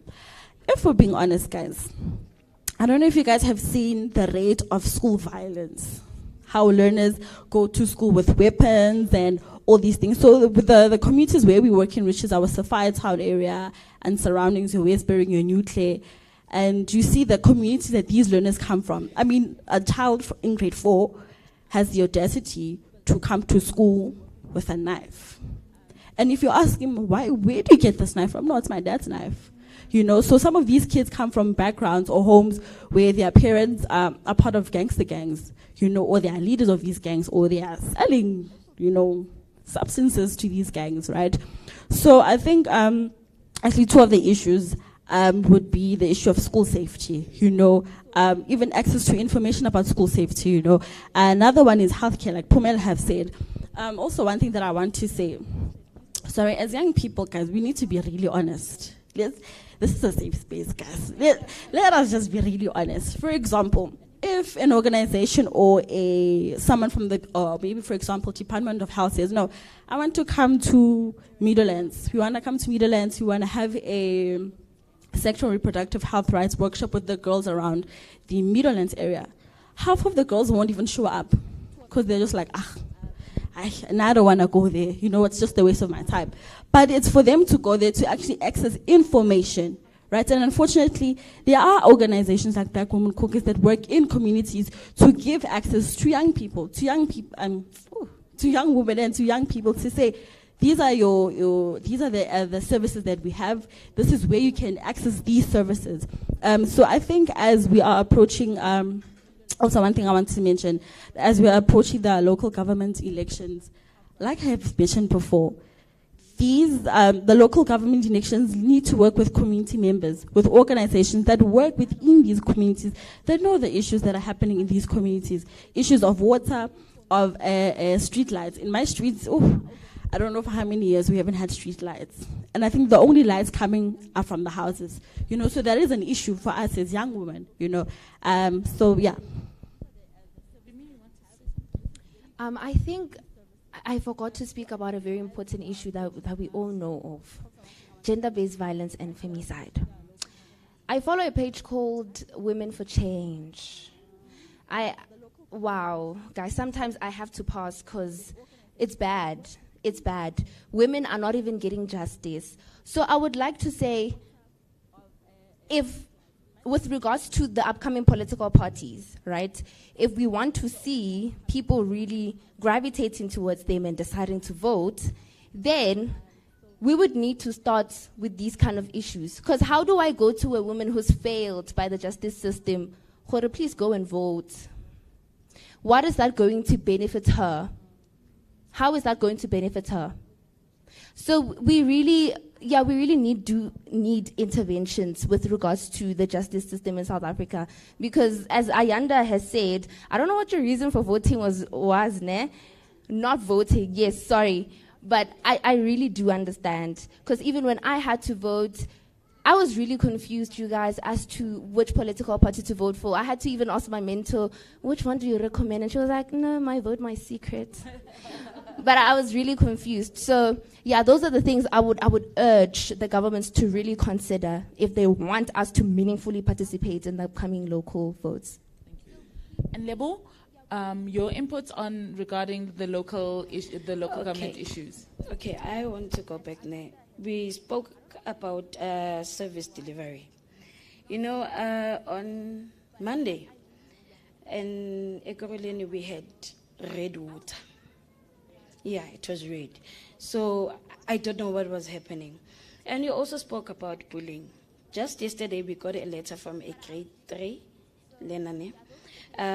She wrote a letter and then she was saying she's going to commit suicide because her friends are bullying her. And I was like, one know it's a grade 3, so what's happening? So when we called your dad, he said, so in all that, I just want to say we need to just listen and check what's happening with our kids. And then also, as youth, we need to participate and attend a local event so that we know what's happening. That is so true. Sometimes when we as Seoul City call events that are meant for, and I see Nkele saying in the audience, nodding as somebody who also has a youth-led organization, that we do know that there are structural barriers that prevent young people from being involved and everything. But we've also seen in some communities that we work in across the country that, people only come when there's free food, free t-shirts, or free something. But out of their volition to want to gain knowledge. And this, I think, is a symptom of a bigger issue around South Africa and where people and what people believe even about themselves and the communities they come from, or what is there. And there needs to be almost a change. But before we move on to our next question, Pimi, you wanted to add something? I wanted to add on to what Lebo was saying and Yuruboni with regards to meaningful youth participation. So I've realized as a peer facilitator that young people thrive best in environments where they're educated and provided best with the information that they need. So my mentor always says that when you go out to talk to the people, meet the crowd where they're at. It is really useless for me to go Mamelodi and if you bulele English dictionary, they're not going to hear anything. So I'm not saying that they don't have the capacity to understand me from that level, but I'm saying that if I really want to get a message across, then I need to meet them where they are, which then brings us to the context of policies on its own. I get we know politics and political parties work on policies. So now how do I take a document to a young girl in Mamelodi and say, please read this and understand it? They're not going to understand it. Can I just add to that? Mm-hmm. That's my hill. That's literally like my hill. And so like, Okay, when you need to stop speaking like this. Okay, when something is your hill, it's like what you're very passionate about, and you're just willing to climb that hill continuously because that's your passion. And so getting information to young people, especially condensing it in a way that will make people make it palatable and understandable for audiences, is what I live to do. And part of the work that I used to do was watch Parliament. And if anybody is a stick, if you want to know what's going on in Parliament, ask me. Because Parliament is the one place where you will see how your parliamentarians and the people you voted for respect or disrespect you. The one way that you have been disrespected is by the Electoral Amendment Act. If you looked at the past 3 years at how they have managed that amendment, you'll see the lack of respect. But furthermore, the lack of respect that parliamentarians have for you is in budget and austerity. And everything that you've spoken to, the issues that you have spoken to, speak to budget and austerity measures. And you spoke about the money that has been put behind the programs that Soul City does. And I was looking at the figures and I was talking to my mom, like, this is real hard money. 4 million, right? Or 2 million or 1 million. This is hard money. Now, go to a parliamentarian and say, these are the projects that we have worked on. This is the money that we've put aside. Please tell me how much money that you've put aside and how many tenders and how much people have benefited from corruption, and then still go and that the people who are meant to benefit from those projects just to say, oh no, there's austerity measures taking place. We're going to be firing teachers. And it goes back again to local government, right? And so when you have things of transport issues, right, pavements need to be paved. And we go back and say, look at the budgets. But no, we need to take away from here so we can put here. This is why we say that we need to feminize budgets and resources and where the money goes. Because it matters.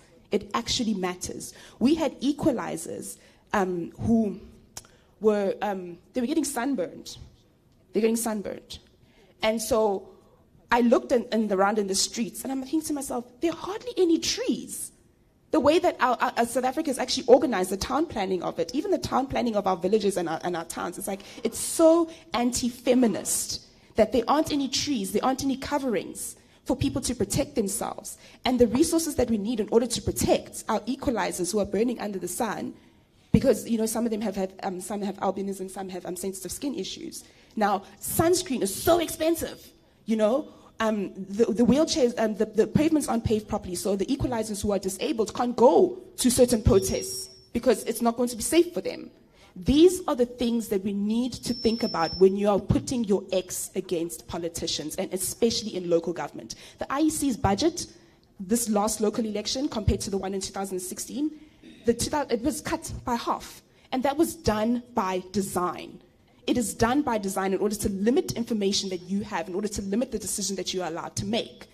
Don't allow them to do that to you. Don't allow them to do that to you. Participate in ways that is meaningful to you. And I have to emphasize that, in ways that it is meaningful to you. No, that is so important. And in fact, when you're back here next year, this time, you will hear about a project that we are actually about to start where we're focusing on local governance and what does it look like for economic justice to be realized by young women. And we are partnering with some of our partners, such as Action Aid South Africa, on ensuring that the language that is in policies is actually accessible to young women, that they understand what are the complications and the processes that go into a municipality budget being passed. What does their public participation look like? Who do they hold accountable at a municipality level, at a councillor level, on the money that was set aside to ensure that the roads are fixed, to set aside that there are street lights, and all these other things that may seem like they're not feminist issues, but they are feminist issues in the repercussions that result when they are not in place. And so this is, again, then it ties in, again, the idea of intersectionality then ties in again, where economic justice is something that is also important. But economic justice is not just employment. It is not just getting a job. This week was World Decent Work Day, or was it last week, where it was last week. Yeah, my weeks have just melted into one another. And people were calling on radio. I was listening to the radio, and people were like, "What does it mean by decent work? You know, not having a job is not enough. The job has to follow the labor regulations, has to compensate people enough, and also realize all these other things that culminate or start at a local government election level. And this is where then we ask ourselves, what then are the issues? If you were to name, I would like to hear 2 issues from each of you that you would like to be put forward that you want to put forward for the local government elections. And then we'll wrap up and open up to hear from some of the young women in the room as well, and some of the youth and Dala as well, who would like to participate. We are not discriminating here, so yeah.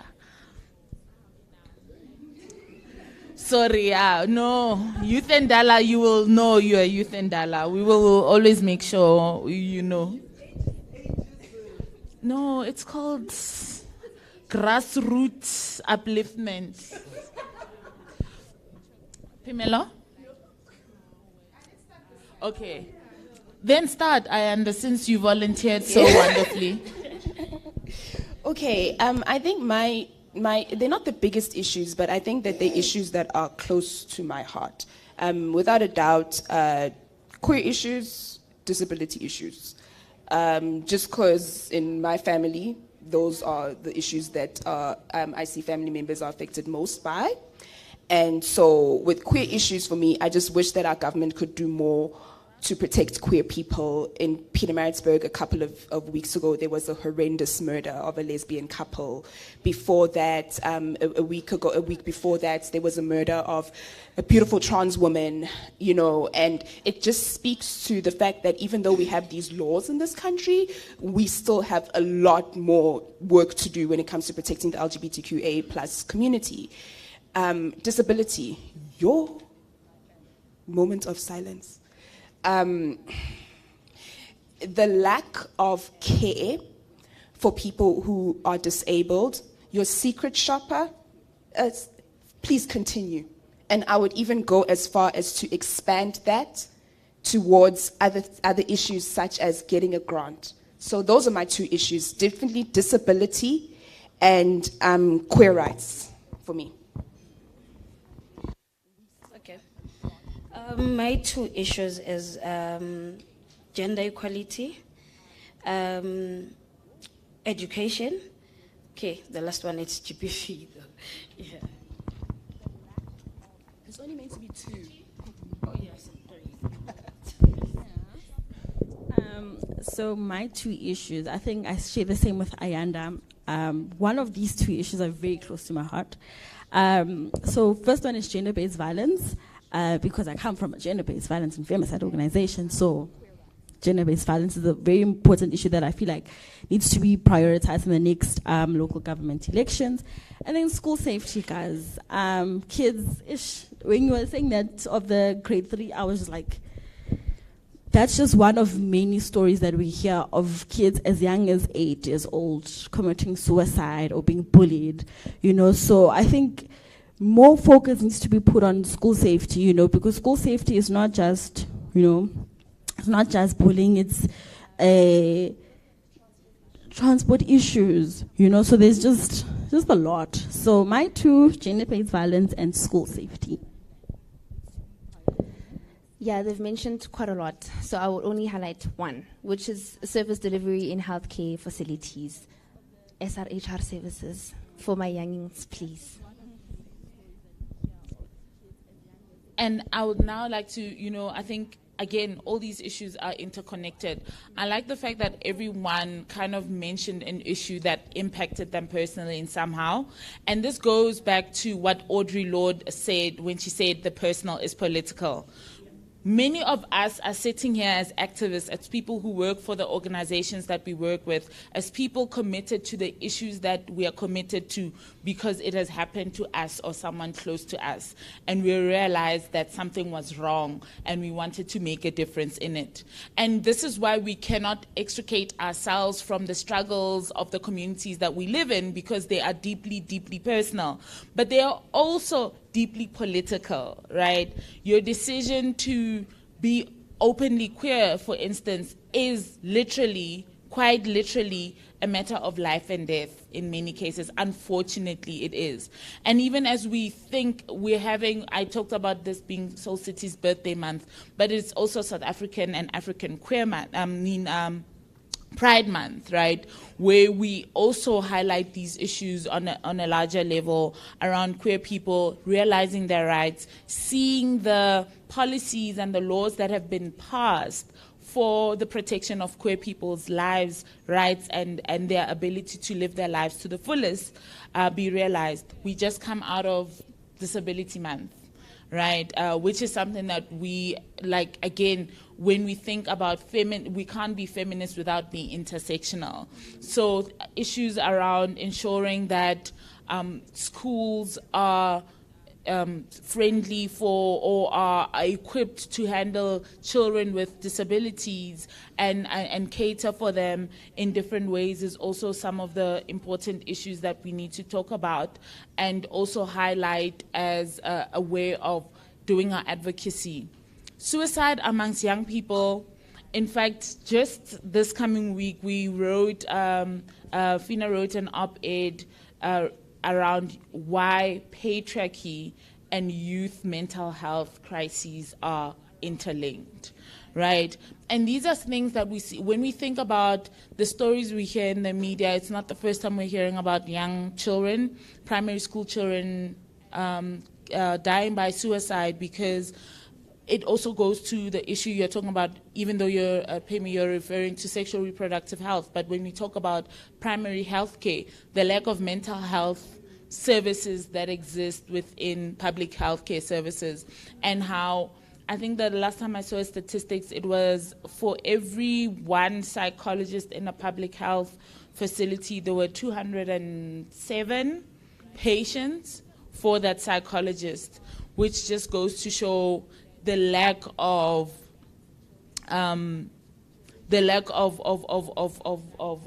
resources to give people bursaries. We have an unemployment problem, but yet we don't have enough psychologists. So it's all of these issues are interlinked with one another, and I'd like for us to spend the next 15 to 20 minutes just discussing, hearing from the audience. Please, young people, don't be quiet.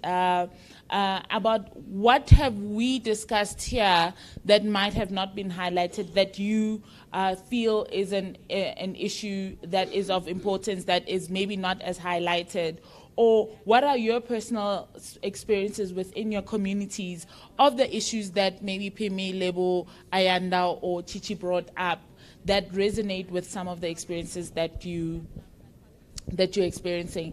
And do not make me pick on you, because I already have people I'm going to pick on. Thank you. Yo, do you see how the hands went up the minute I threatened? Violence is not the answer. That's all I'll say. Violence is not the answer, but I had to. So I'm going to leave here now to know, Fina, I'll do it. Yeah, I'll take it. Okay, all right. We'll start this side and maybe go that way. That's what I'm thinking, yeah.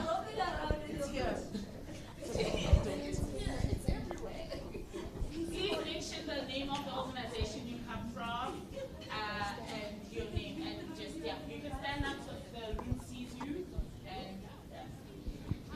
Hello, everybody. My name is Oamokgetswe, and I am from the Black Women Caucus as well.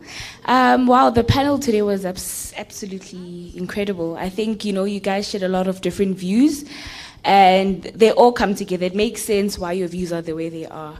And my question in particular, I think an important issue I think in every discussion there needs to be something that we take home, right? And an important question, and I think that we all need to maybe answer it in our hearts, but allow the panel to lead us in this question, right? And so what are the strategies that can be employed, right, to effectively integrate the young women's agenda into the party manifestations and campaigns moving towards the local government elections? Thank you. Hello, everyone. My name is Florence Sikolane, and I'm also from BWC. There was something that you, the panel, touched, like given. When you say we are given positions, is it that women in the classroom, they come second, or they don't even listen more than men? Because when you say we are given, that means that's the position that we give to ourselves. But women, we are able, we are active, we can do it, we can change, you can bring change, you can do better, we can, we deserve whatever men they deserve. We deserve better, we are more of like, getting things done than sending a message. So in a part of like, again, you say, the gender equality, does that include like salaries? Because you find that women and men are doing the same work, but women are being paid less. So when you're looking at that, is that men, they spend more money better, or women, they spend less money than men? So it's something that we deserve as women. We're not gonna stand there and say we are being given. If you are being recognized, you deserve it, you are supposed to have it, not being given, not wait to be given or to be instructed. We are not being there to be instructed. Thank you. Good morning, Bagaitso. I'm from Black Woman Caucus Organization. The young people le bantle ebile le rutegile. Mpemelo Chichi Ayanda Lebogang. Jano le tlo dira yang ka ngwana o lo tswang ko magaeng. O batlang go bua sekgwase se tshwanang le lona. O batlang gore tsatsi le leng a ba representa batho ba bang. Re go di electioning. Ngwana ole o tlo tsena yang mo maemong a lona le le mmogone. In a nutshell, ke ra gore ko lona king phapang e le tla e dirang gore ngwana ole o tswang ko magaeng ana le matric o tswang ko informal settlement mo go senang radio television ga ke bua ka yone. Ngwana ole o botlhale o batlang gore tsatsi le leng le ena phemelo a bantse mo ya ka wena a bua sejatlhapi. Thank you.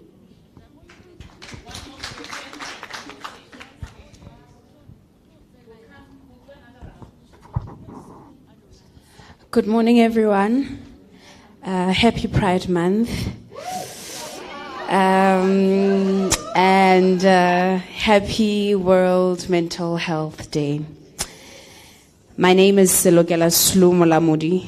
I wear many hats, so I'll just say I'm an active citizen.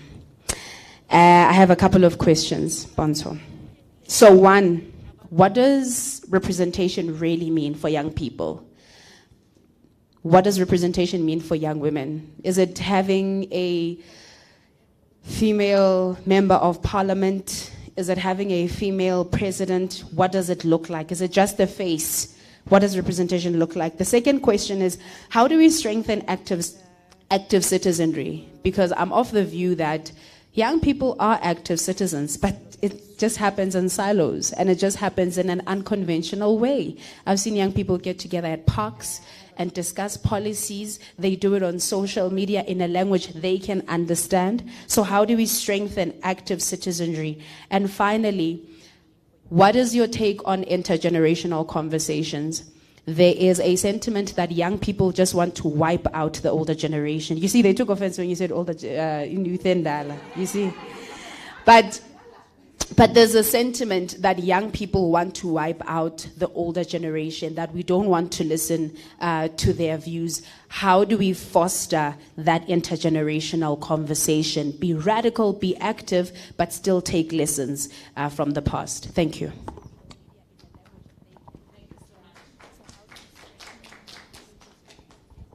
think we'll start by answering these. It's not 4 questions, it's from 4 people, but there's about 7 questions. So we'll answer that and then we'll do another round. Who wants to go first? I'll go first. On Mam's question here, I don't think the systems and the spaces that we have already in place, let's just be very fair and honest. They are run by men, yabo. And in order for us to thrive, in those spaces, we need to make sure, Guti, we create our own. So that there is not this problem of kunamadoda bonke, and now they need to tick boxes. So we can have the look of the way that political parties currently look right now. That's, I think, where my position was coming from. Not to say, Guti, as abantu besifazane yabona sihleli lana sihlezi nje siphangele, cha. Kodwa ukusho ukuthi kukhona isizathu ukuthi our political system and the way that it sits right now is designed the way that it's designed. And unfortunately, for women, it's going to be very difficult for us to thrive in those spaces unless we create our own.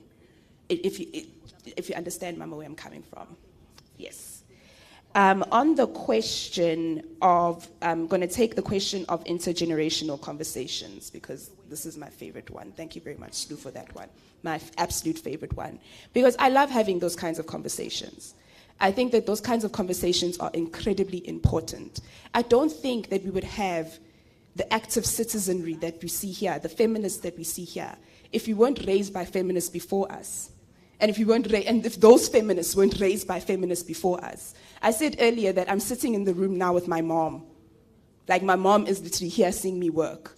And if it was not for the feminism that I was raised in by my mother, who was raised by her grandmother, who was raised by her mother, and the difficulty in living in this patriarchal space, and not even calling it feminism itself, because we never had those kinds of words, but it's the strength that we witnessed, the strength that I witnessed, is what makes me who I am today. And so we need to have those intergenerational conversations. They are important, because we are still learning. As you are still learning, we too are still learning as well.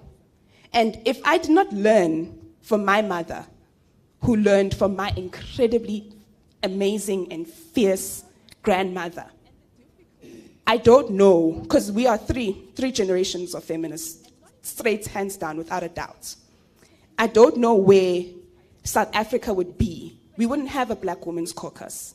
We wouldn't have a Soul City. We'd just be sitting spangel slinda madod. And so we are raised by feminists ourselves. And those intergenerational conversations are going to continue to happen. In fact, they have to happen in order for us to create a better world for the next generation.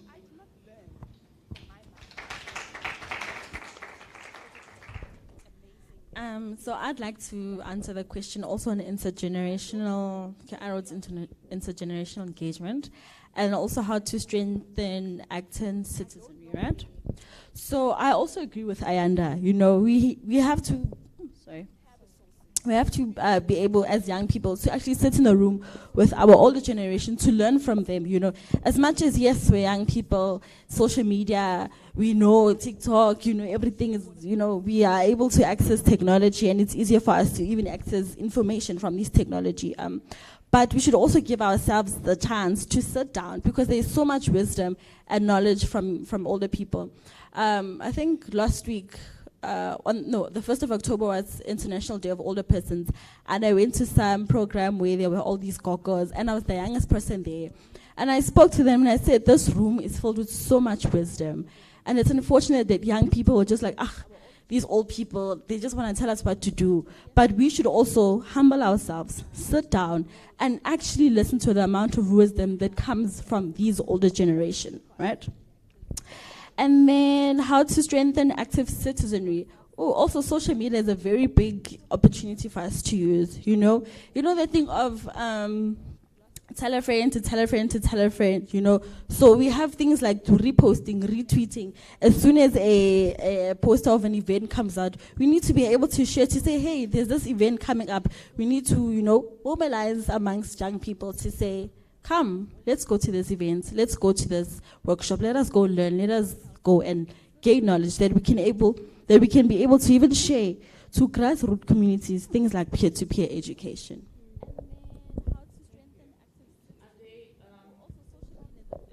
Yes, you can go ahead and answer whichever way. Okay. Ke tla go questioning ya hao mama. O re tsa jwang ho thusa ngwana o lo leng ko mahae hore a tlo bua sekgowa se buang. So number 1, I think what we can do is support. If re sa sorry. Okay. So what we need to do is support. And then we also need to mentor Banabao so that they can know and understand her. And then in order for them, hore ba tlobuas khoase ke eng to tlameleng ba di etsa. So support ke yone leng and then ke support. Just to add on that. There's a language barrier, and I will speak to that. Like, I remember learning how to speak English was very tough and very traumatic for me. And it was literally my home language, and I'll be very honest, in the school system, my home language was beaten out of me. Just beaten out of me. If you speak Zulu, like, "Aibo, ukhuluma Zulu," like, don't speak that bush language in our schools. That's what they say. And so this issue of language becomes a barrier to young people. I will fully agree with you on that one. I can't enter into a space and go have and go like where I'm from is Kawin and then be speaking like this. Absolutely not. You cannot do that because it would be ultimately disrespectful. Yeah, like what was it Pamela or was talking about? You need to meet people where they are, and it's respectful to make sure that you know there's certain things that I can't speak about. So I can't go there with the national policy document and be like, hi, this is the document that was conceptualized in 2020, and in here there are concepts that we're going to be speaking about demoralization of young people, and I can't speak like that. I cannot. What we need to do is tell a story. We need to tell a story. And how we do that is by making sure that we make the room inviting for people to enter. That's how, I was talking about like my feminism earlier, just to link to what you were speaking about. My grandmother was telling me the story about the African beer riots, where women were beating men for going into municipal beer halls instead of drinking from the shebeens in the 1920s. I later learned about that when I was sitting in a lecture at Rhodes. But before I learned about that at Rhodes, I learned about it at home, sitting on the floor by my grandmother's knees, as she was telling me Bible stories and other stories of feminism. And I learned that through my home language, at home. And so that's where it always starts out, at home. But it's our responsibility, Tina, as us sitting here, to make sure that, Tina, ourselves, we make the room inviting for those young people, so that they're not seeing us speak this highbrow English, which I'm extremely guilty of. But you have got to know when to say when. And sometimes I need to keep quiet and let other people lead. Exactly. And I think I'm counting the questions because I don't want them to say I'm a bad moderator and I didn't make sure that questions are answered. So we've answered the one on strengthening active citizenship.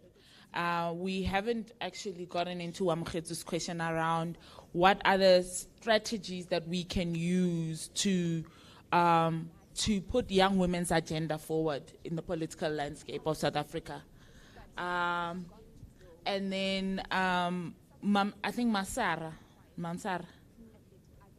Florence, sorry, I wrote sorry, I don't know where I got that. Askisma asked about are we given positions or do we take them up, and how gender equality, does it also include salaries? And the last question from Slew was about what does representation mean and what does it look like for young women? Those are really difficult questions. If you want, do you want to call a friend in the audience?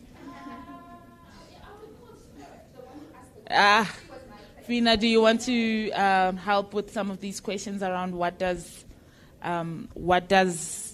representation mean and look like, as well as what other strategies that need to be employed?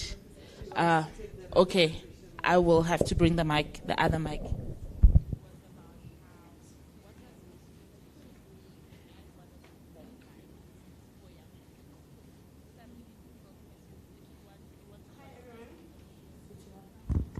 Tumela, there we go. Kalibitso ke nkeletseng. Oh, okay. Sure. Kalibitso ke nkeletseng Tsetsane from MBT Lifestyle. And I'd really just want to take a jab at the 1 year representation. But I'm also going to phrase it in such a way that I'm covered on the point that I wanted to make, right? When we say the problem is with the people that raise their hands in these political parties to represent us, right? Then my question becomes, where do these people come from? I get it. So if we are to look at the mother body, other part, the majority part, there is a system that these people are filtered through. I've worked with COSAS, so there is a system in which they are filtered through, from COSAS to SASCO, and so on and so forth. And unfortunately, they might look like you, they might be your age, but they still carry the DNA of those people that handle them. So my question and my challenge to the young people in the room when we talk representation is, how do you put people that are passionate or that speak to your issues, how do you get them to raise their hands? Because you cannot change the system when you are outside of the system. You can't make decisions in this room when you're sitting in the parking lot. So, and that is the truth that we need to face as youth and Dala and as the younger ones, right? So when we want to talk representation, it needs to come from here. Who in here is willing to raise their hand to go be in those structures, to represent the issues that we are grappling with in this space? Then at that point you will feel represented. And that is how I see representation.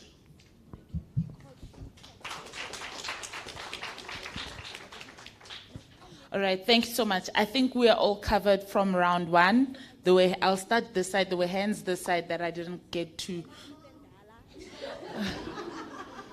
I will get there. I will go this way. Yeah. We'll start here. You also screen board member, so I'm answering all your questions right now. Good morning. Is it morning? Is it still morning? Good morning, Oh yeah, okay. Good afternoon, everybody. My name is Abungile Klantini, and yes, she has let the bag out of the cat, or the other way around. I am a Soul City board member.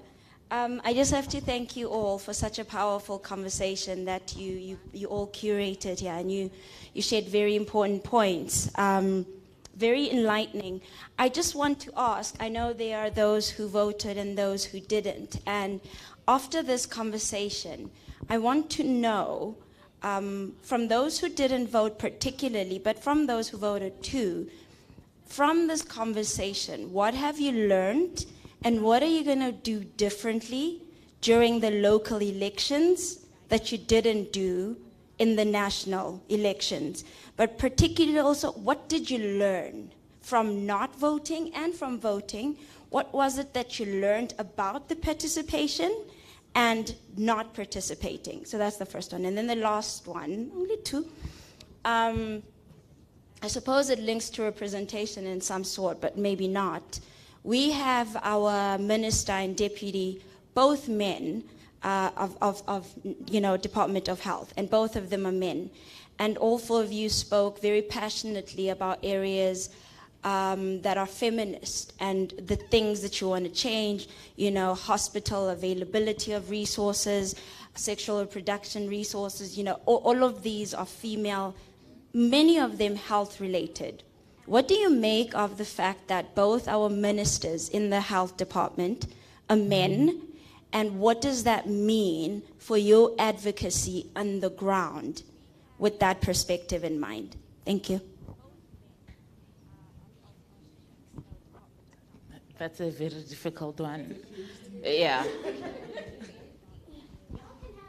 Hi, everyone.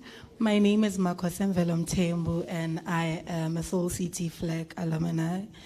And so my concern is around inclusivity when it comes to the policymakers.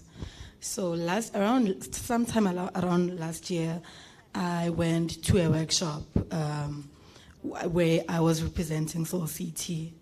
And as soon as I walked in, a lady came to me to direct me where to make copies of papers and all that. So I knew, okay. So it's okay, good thing to me, but now it says, this is what my job is on the conference. I don't have a say in whatever they were discussing. And when I looked into the room, it was old people. Abadal. Yes, I love old people, but there was no representation of a young person. I was the youngest one, and my job was to make copies and all of that. And the conversation was around pregnant learners and how to improve that. And their thinking and how they were making input was so binary. It was just black and white. And I raised a concern of intersectionality and how everyone had to be included, and not just learners are just male and female and all of that, men or women. And they were so confused. I was speaking a foreign language, and I don't know, like, we need representation. You cannot make policies for learners and not include them in the conversation. How do we improve that and make sure that young people represent themselves when it comes to the policies that are made for them? Last but not least, Mam Sishi. No pressure. Thank you very much. I just want to touch on gender-based violence. I've worked in student affairs since 1988. I started working at the University of Zululand and then moved to University of Johannesburg until I retired. What I've noticed is somebody talked about people in SASCO and all these other ANC Youth League and these other organizations that are in our universities. Some people from those organizations moved on to being members of parliament. And I can tell you right now, there are some of them who are perpetrators of gender-based violence in the universities. There was a lady in my residence who was molested by a boyfriend, and he would make her do the most kinkiest things you can think of. I actually cried when she talked to me about it. And the SRC had the audacity to come to me and say, because this girl had to go to lay a charge at the police station. The SRC had the audacity to come to me and say, can you talk to this lady to drop the charges? And I said, I'm born in a family of 5 ladies. I have 3 kids, 2 of them are girls. I'm looking after 330 girls in my residence. How can I stand here and say, you know what, my girl, forget about it. What if it happens to my child? Then what? So I refused. And I was hated by the SRC for doing that. And I said, I'm not here to make friends. I'm just here to guide you. I'm in loco parentis, which means I'm standing in the place of your parents. And do you think your parent would be happy to hear that you're doing things like this? So to add, what the SRC did, this guy was elected as a gender officer at the university to add insult to what has happened to this child. So my question is, you talk about these things in meetings, and nothing happens.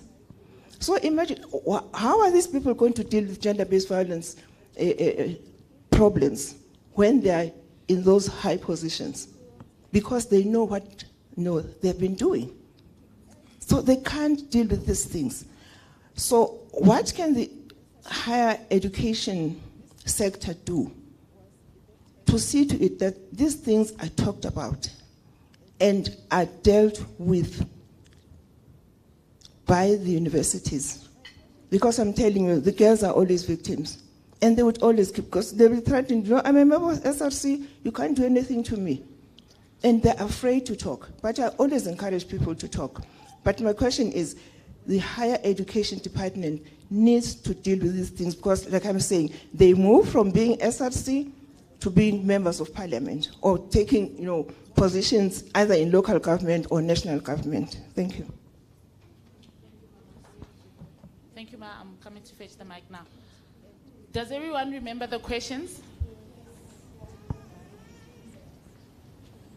And the mic here is not miking. Thank you. So just to recap on the questions, and these are our last questions. We know it's lunchtime, so the conversations will continue during lunch.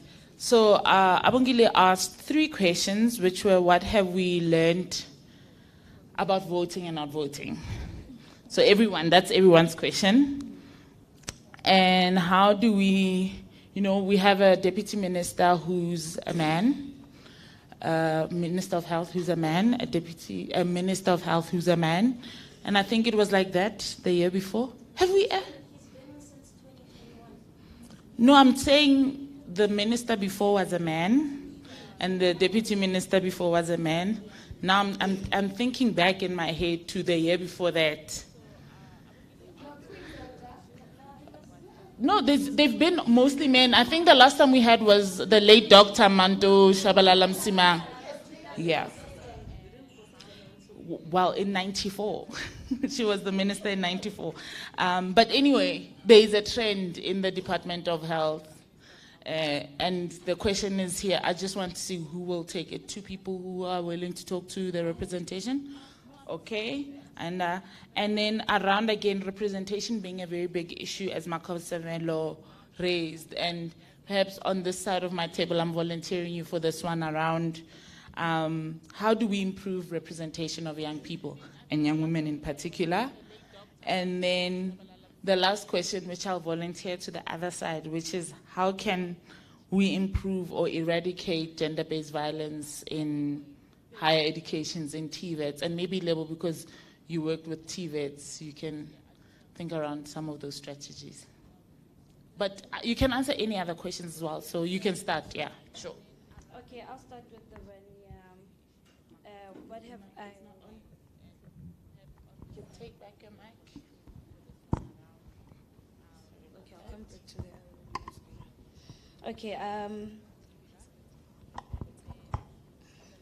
that. Okay, the first question, what have you learned from voting and not voting?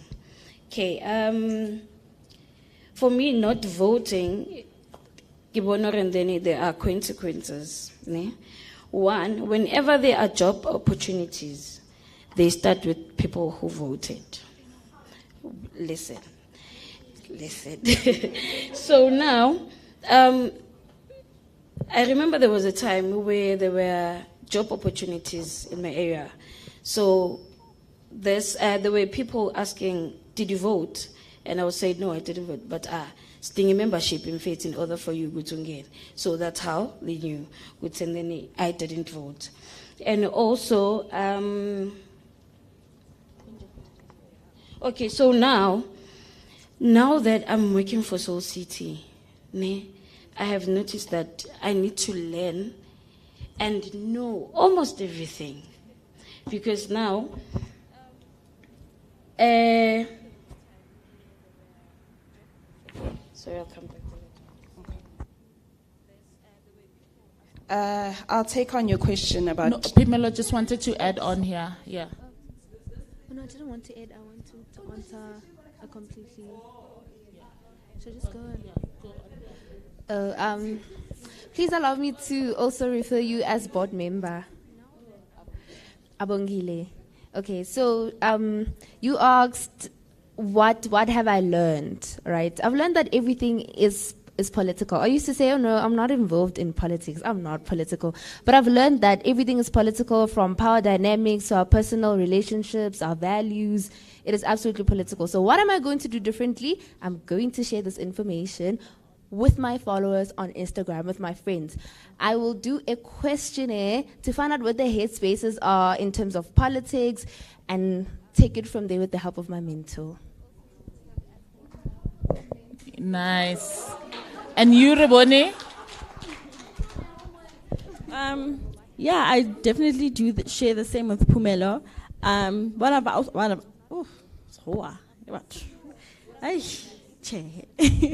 What I've learned from the last national elections, like I said at the beginning, when I was going through IEC and I saw that young people, there was shocking numbers that young people from the ages of 18 to 35, they did not go and vote. And the reason why, maybe you'd ask, why didn't you go and vote? Like she said, I'm not into politics. It doesn't bother me, guy, you know. But like she said again, everything that we do involves politics. Whether school, work, jolo, everything involves politics. Everything involves politics. So what will I take moving forward for the next local elections? I think I'll also just educate myself firstly about how are these local elections going to benefit me, my peers, my community, young women, young people, you know, coming up with you know, finding ways to share information to young people, the same young people that said they don't want to vote or they didn't vote because they don't politics, you know. So sharing that information is also very important, so young people can know, why am I voting, what is this voting about, and they can get involved in all processes. And you, Ayanda? Okay, so I'm a person who reads a lot. That's why I'm very good at my job. And so I've been reading political manifestos since 2018, 2019. So there are 2 national elections that I did not mess with. And in my reading, what I track is changes and the political will in order to make those changes happen. And if in the people who are picking up their hands, if I track and see in the changes that nothing is happening, then my stance is very much going to remain the same as a person who is a stickler for looking. But maybe what I need to learn, and it's something I'm going to take into consideration after this, is how can I better my surroundings without needing necessarily to do what I do best, which is shame politicians. Maybe, because picking up my hand is not something that I'm going to do. I do not mix well with political representation. It's just something that I'm not going to do. My voice is something that is better suited in making sure that people are informed in however way, shape, or form they see it. And that will be my role, I think, in not necessarily, I hate this thing of influence. I don't want to ever influence people's decision. Even though I know that I can take command of a room. I know I have that ability to do that. And I have the ability to have people to just lock eyes on me and listen to what it is that I'm saying. And there's power in that. There's real power in that. But I would never want for somebody to say, just because I did not vote, and my reasons for not voting are going to be their reasons for not voting. Absolutely not.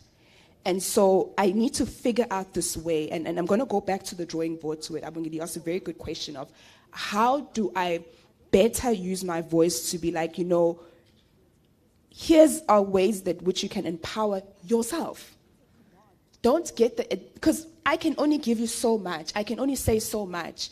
And this is from a very privileged position of being in university spaces, of having the internet and having to watch parliamentarians act a fool, and knowing full and well that I will never put my X against those people's names because I see how they work. But I had that privilege. So how do I extend those resources to those who need them? On the ministers, on the health ministers, can I just speak on that quickly? Life testimony happened under Minister Aaron Motsoaledi. How does that man still have a job in GNU today while life testimony happened, where people who were the most vulnerable in the country were left to die? And they are still dealing with that now. What that tells me is that patriarchy is running front and center. Because what happened with Batabi Dlamini in 2013 and 2014 left the most vulnerable people to have money gouged out of their SASSA grants by a Switzerland company. Where is she now? She's not in politics right now as it currently stands, and rightfully so. But Aaron Motsoaledi, who is responsible for 144 people dying, is still in the health system right now, speaks to what we are seeing in health right now, which is a whole lot of nothing. Okie dokie. I'm just watching that we are right on time, but I'll just give the other three speakers just wrapping thoughts, 1 minute each, and then thank you so much to everyone for participating. Thank you for listening to our presentations on the year that was 2023-2024, and we look forward to walking the journey of 2025 and 2026 with you, 2024-2025 with you, and 2025 and 2026. But just a round of applause for once they've given their final thoughts, and then we can go have lunch, and I'll let you know the logistics once they're done. Okay. I wanted to say, working for Soul City just made me change my mind about voting, especially today's topic. And this is what I'm going to do. Mang Pumalap. I have RISE members. I'm going to ask them if they did vote. If they didn't, I'm going to ask them what did they learn from this. And I'm hoping that they also have changed their mind.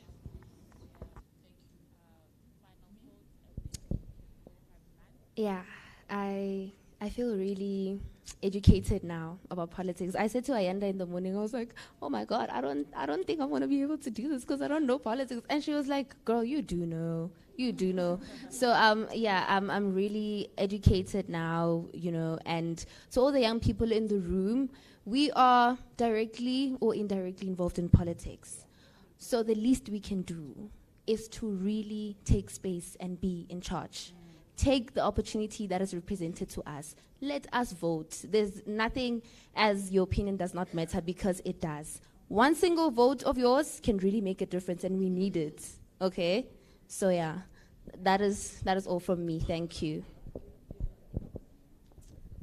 Once again, thank you very much. Also, one thing that I'd like to say is, for all the young people, and like everyone in the room, actually, everyone in the room, even with Indala, can we take whatever that we have learned and share it with our different organizations? Because it doesn't make sense if you just come here and listen and we go home. No, there's nothing that we've learned. There's nothing that we've taken away, you know. Yeah, there's nothing, no. Actually, there is something that we've taken away. So whatever that we have learned, whatever that we have discussed, let us leave here, share with our different constituencies, our communities, our friends, our neighbors, our churchgoers, everybody, you know. And coming as the local elections are very soon, far but soon, let us continue to engage so that our young people know what are these local government elections for. Thank you. And with that, can we please give them a round of applause?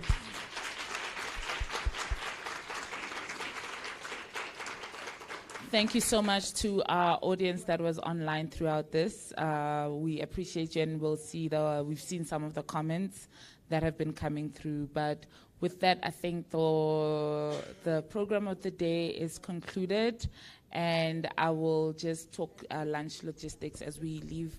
We go right?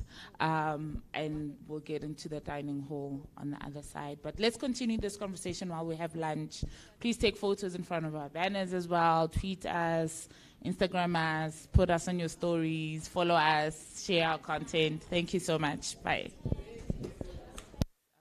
We appreciate you, and we've seen some of the comments that have been coming through. But with that, I think the program of the day is concluded, and I will just talk lunch logistics as we leave. We go right, and we'll get into the dining hall on the other side. But let's continue this conversation while we have lunch. Please take photos in front of our banners as well. Tweet us, Instagram us, put us on your stories, follow us, share our content. Thank you so much.